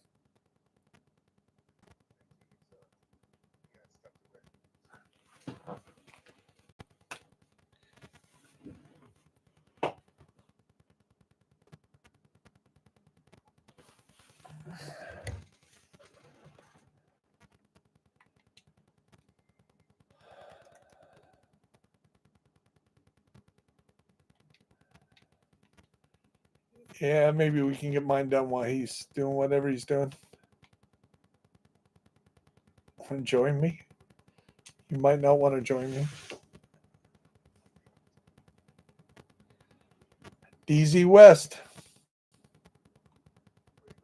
DZ West.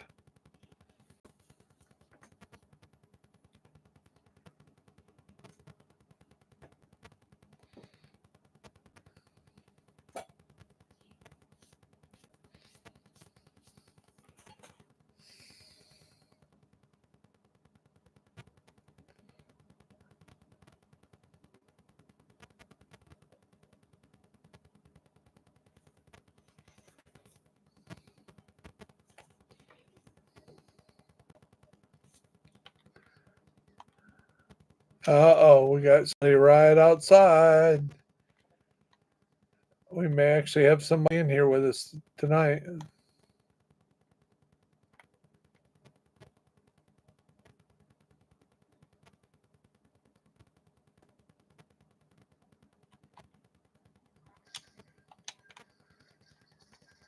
Yep.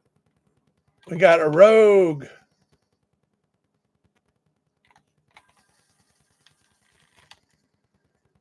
And where are you at? You're not here. Don't come in now. Don't come in now. You're going to get killed.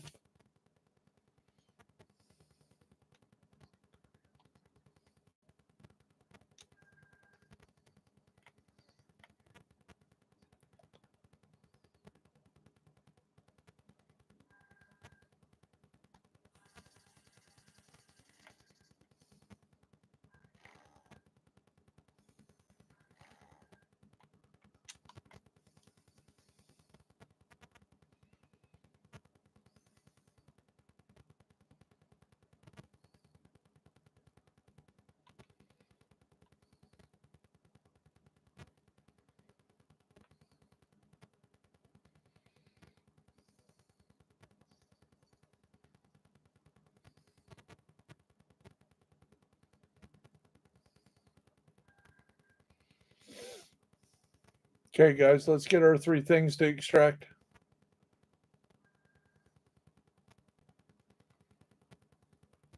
Those boys do what they're doing.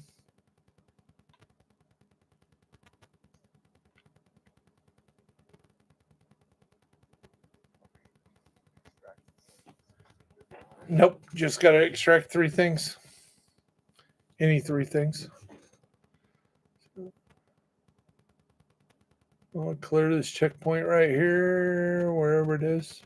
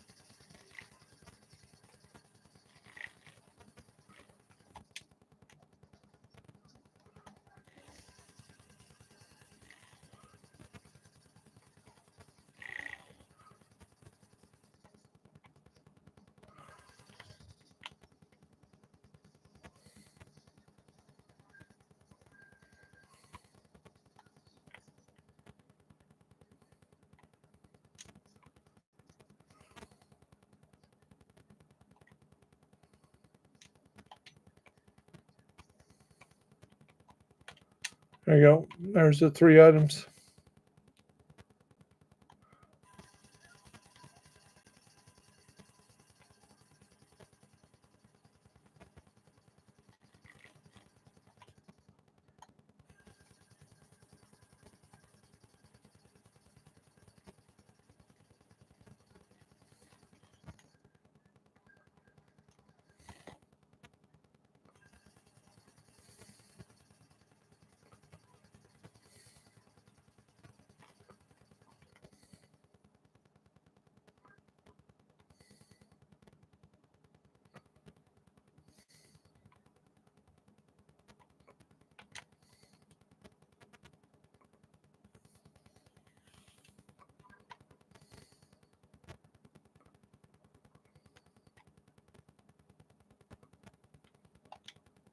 Got somebody close.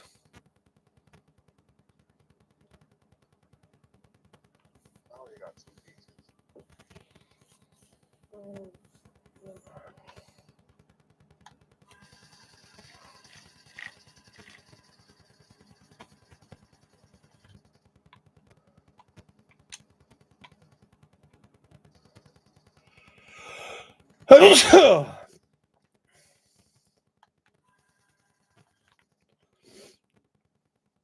No, I have to extract 3 pieces. Oh, So what we're doing is if you go to your menu and you go Burden and Truth and you go up there, there's priority objectives to do. And you get exotics out of it. And chest stuff.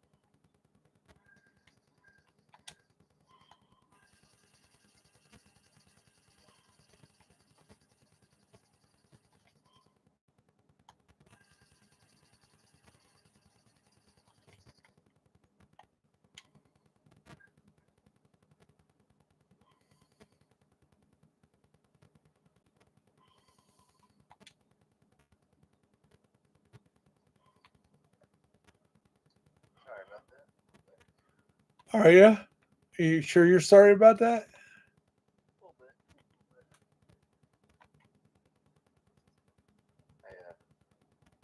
He's the head. Somebody's gone rogue. We're in the DC. Yeah. Somebody gone rogue. They're coming.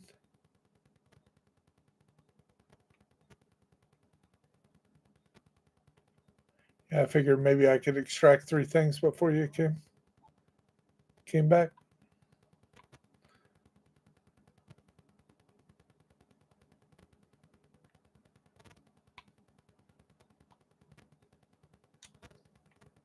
There we go. Another exotic completed.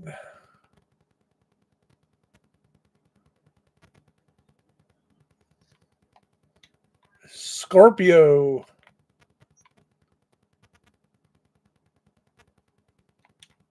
See if I got another one in DZ.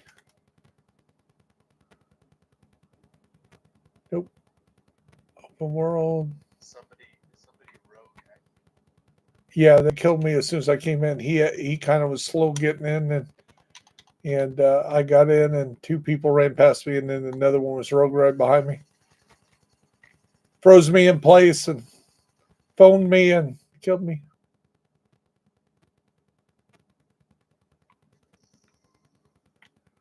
Yeah,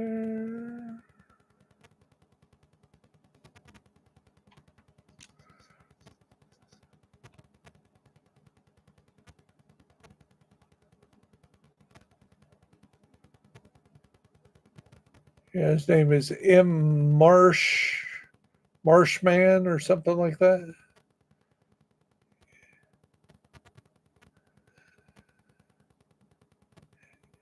Yo is part of it, I guess. Put somebody down just now.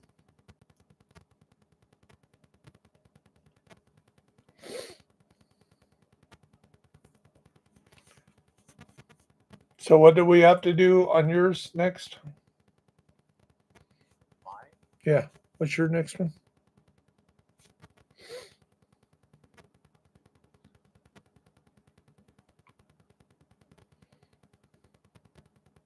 The descent. Unless you're gonna make Kelgo's battle. We can do that. You don't have any re-rolls left? I can reroll, but I well, I can reroll. Okay. Almost a half hour. Meet you at the descent.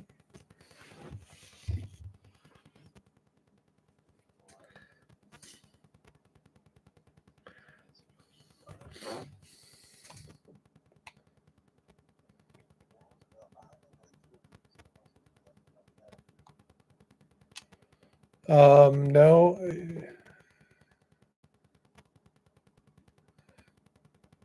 That's not how that works. But unless there's something that specifically you had to do, are you talking about the story mission? You said you want. Okay, the story mission's on. Do you have everything complete to do the story mission?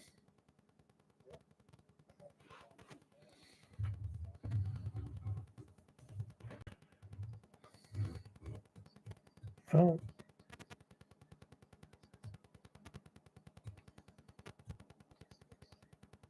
this is descent.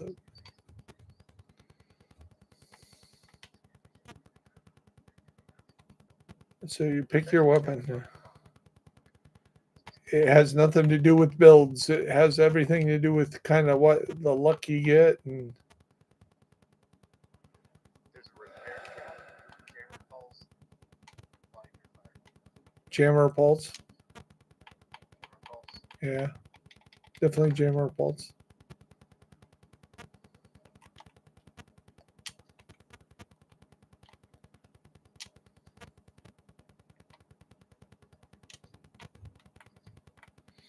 Killer, you done this before? Alright, so come over here. You're gonna stay on the wall. You're gonna select it, and it's gonna give you 2 options. the only gun that's going to get around for a while, especially growing in one that takes off, and then as we go through, yeah, limited stuff. So we're base build stuff. We don't have our build. This is whatever this is. We don't have a ammo. Not allowed to get it.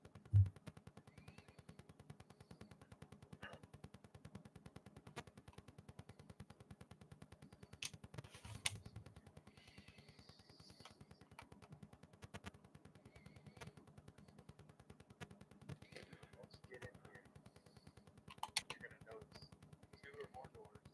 You're gonna have to clear them. Those are the doors that are marked that enemies will come.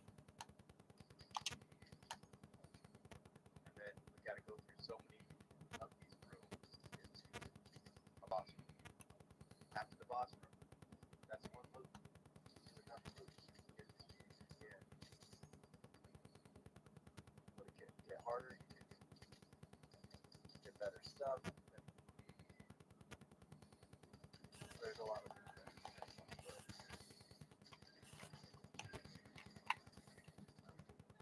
the harder the stuff, the better supposed to be, the better options you make. So now there's a console available here. Okay. It's kind of perks that might help you. Challenge. So defensive doesn't necessarily mean that it's giving you on. Same with offensive. Other talents that you can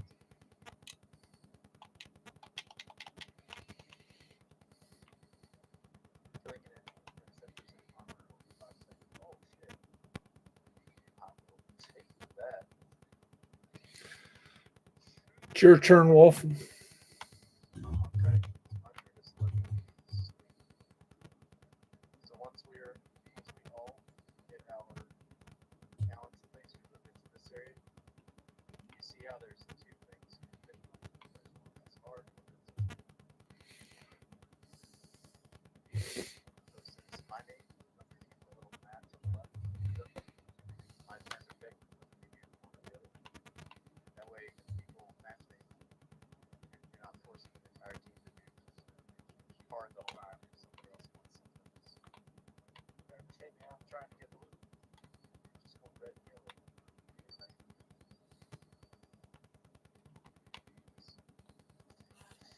Sort of.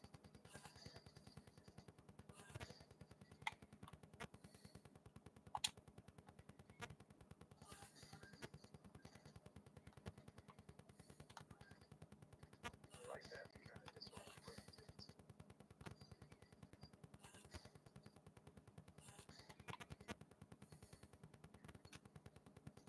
There we go. Like a good spout.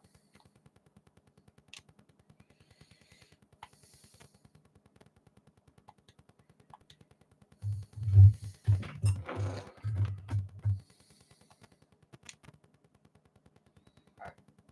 So now you also have a supply shop over here. So I actually plan to get some nice just for this event. Spend on one kit and getting ammunition.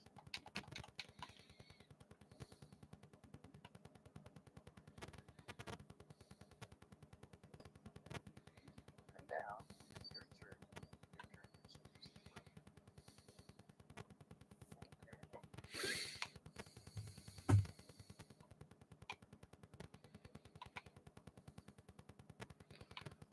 So it looks like there's hard over there. Easy over there. Either one you want to go. Probably want to go with this easy one right here.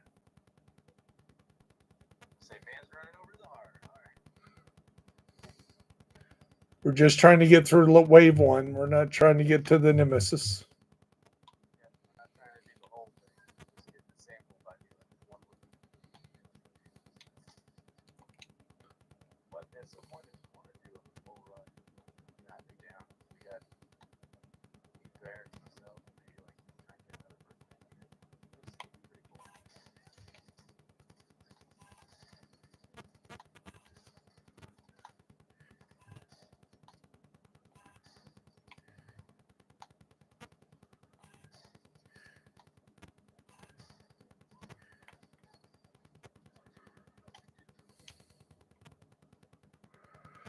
Yeah, it's my choice on the boss. That ain't right. You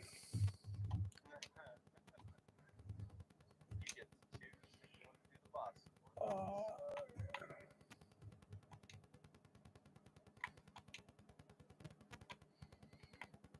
the boss. Let me think. I'll take the boss. Oh, it says painkiller still picking. No, that's after we get that done. There it is. Yeah, there it is. Once everybody's done.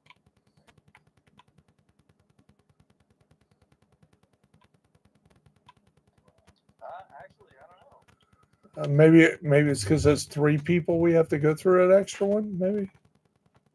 So there's medium over there, and over there, and hard over there. I'm going with medium.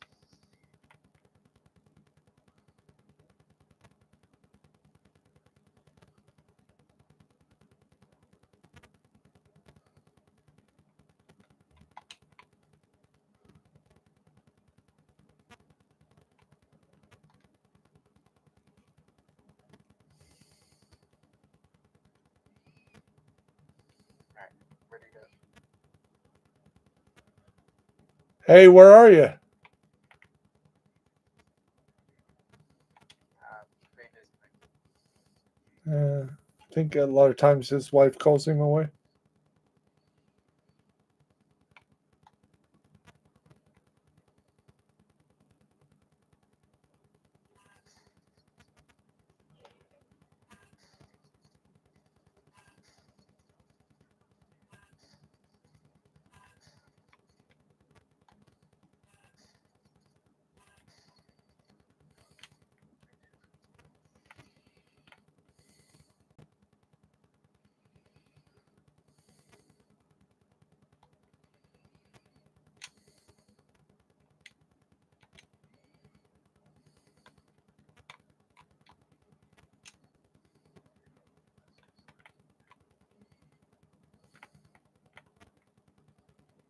Oh boy, that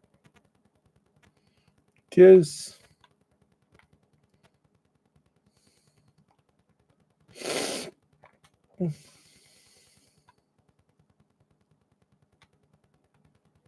gee whiz, folks. Plus it is.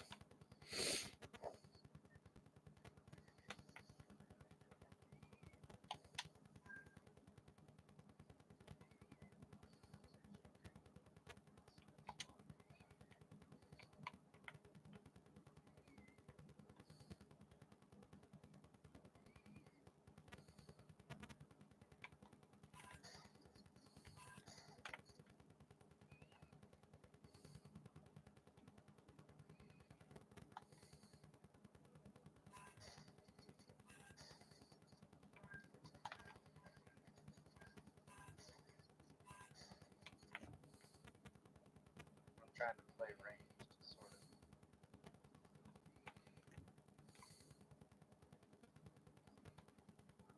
Oh, here they come.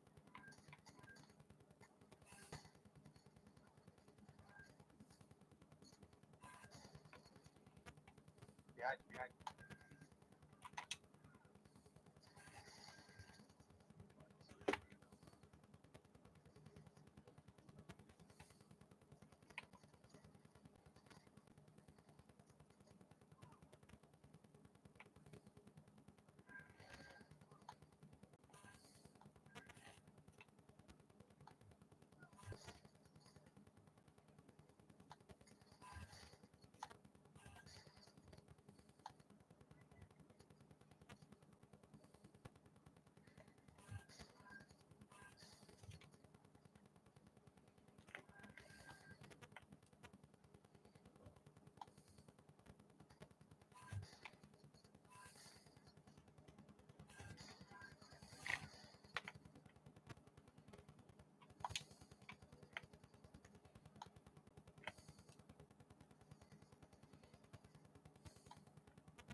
Headshot.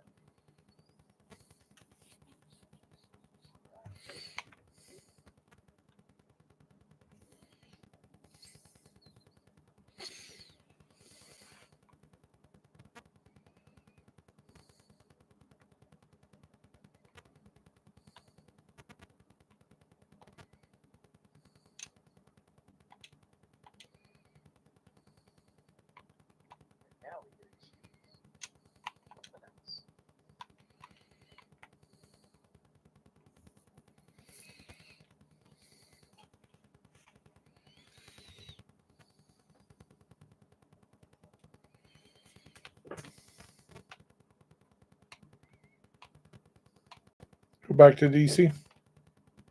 Did you get your bonus? Did you? Okay. I should have got it. For this activity, you never really get to see it. What? When you complete it in here, No, it separated us. it's fine. You didn't go with me or something.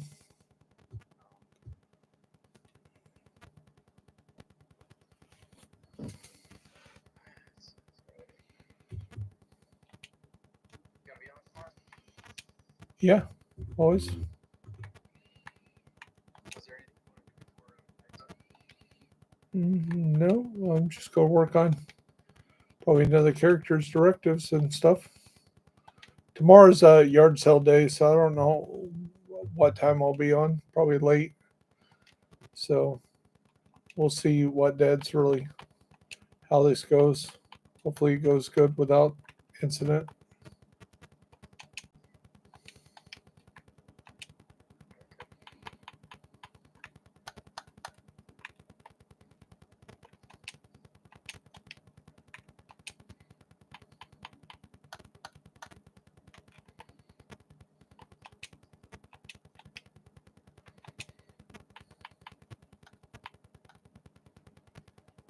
I got you got your White Death done.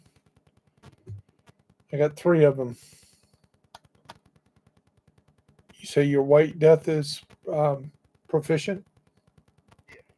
Okay. I used to play with the White Death a lot. Actually, I have it on one of my builds too. It's one that I play with quite a bit. It's one of my one-shot builds. Okay. So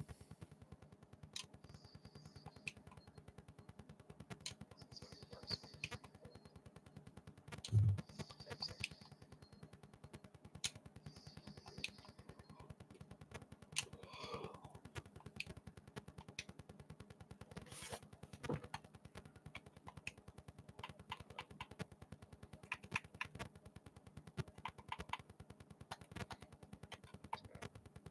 Break down the buildings and stuff real quick. I've been getting off kind of late the last 2 nights. No, that's okay. Yeah, don't feel that you need to stick around because of me. You got kids and you got things to worry about. So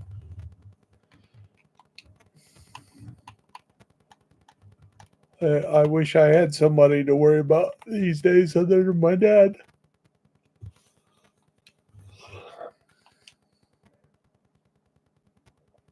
But she would never believe that I would say such a thing. I have somebody that seems to be interested in me, but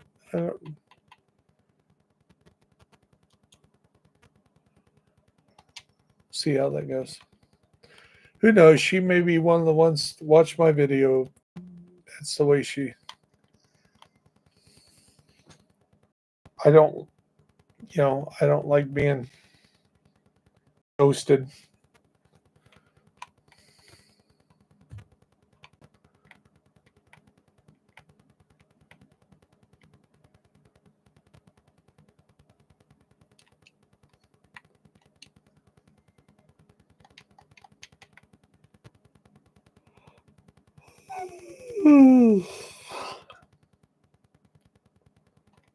Remember to get your weekly cash out of the clan thing here too. You remembered that, right? Oh, you're number 2 on the clan list with authority. All that. 7 million. Well, you just went up a little bit too. I'm at 10 million, and Save the Goat is 4.8 million. Oh, is that just this week? Yeah, since Tuesday.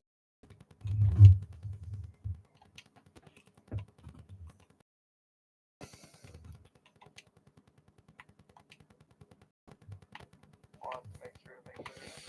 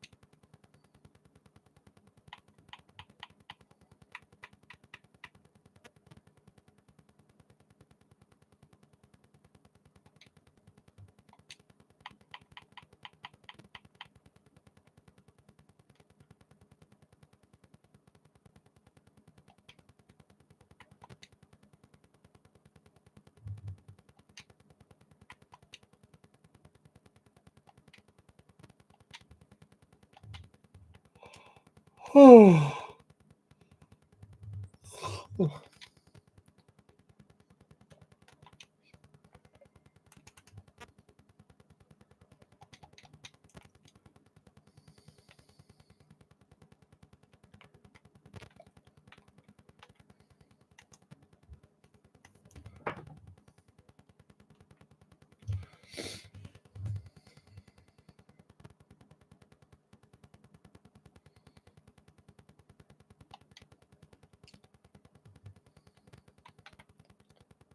Let's see where I stand on my exotics. I haven't. With your exotics. Yeah, trying to see where if I can upgrade something.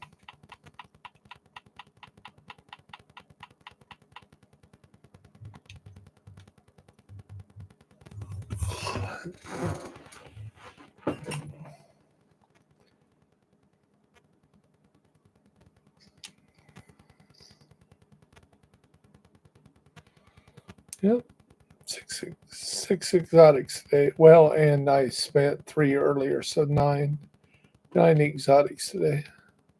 Seems to be about an average. About 10.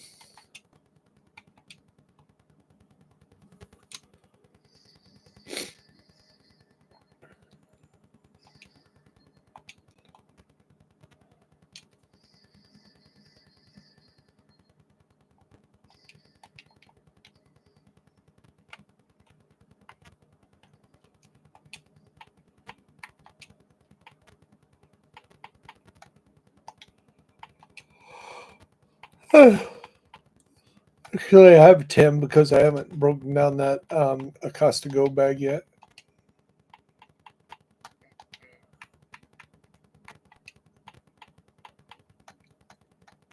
How about it?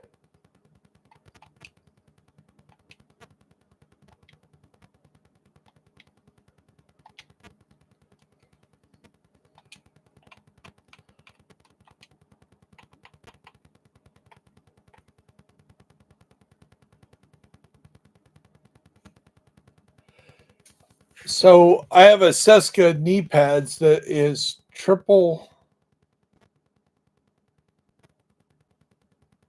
Wait a minute. That might be something I need.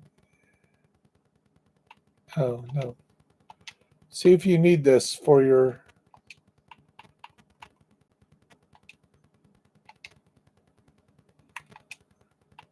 knee pads. It's got triple max, but the problem is it's red weapon damage at 15%. It's got repair skill at 20%, and it's got health at 18,935, which is max. But who wants health? And who wants a skill repair on crit build?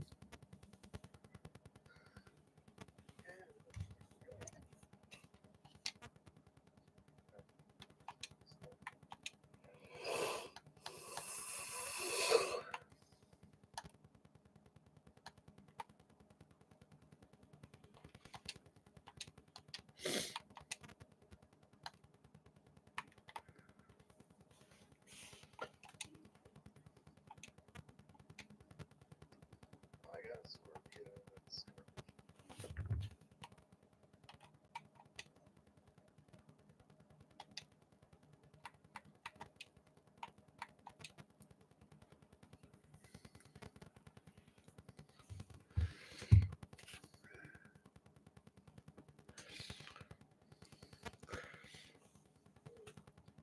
Okay, I think I'm going to call the streams over, and I'm going to go get something to drink and maybe watch a movie a little bit or go to sleep, one or the other.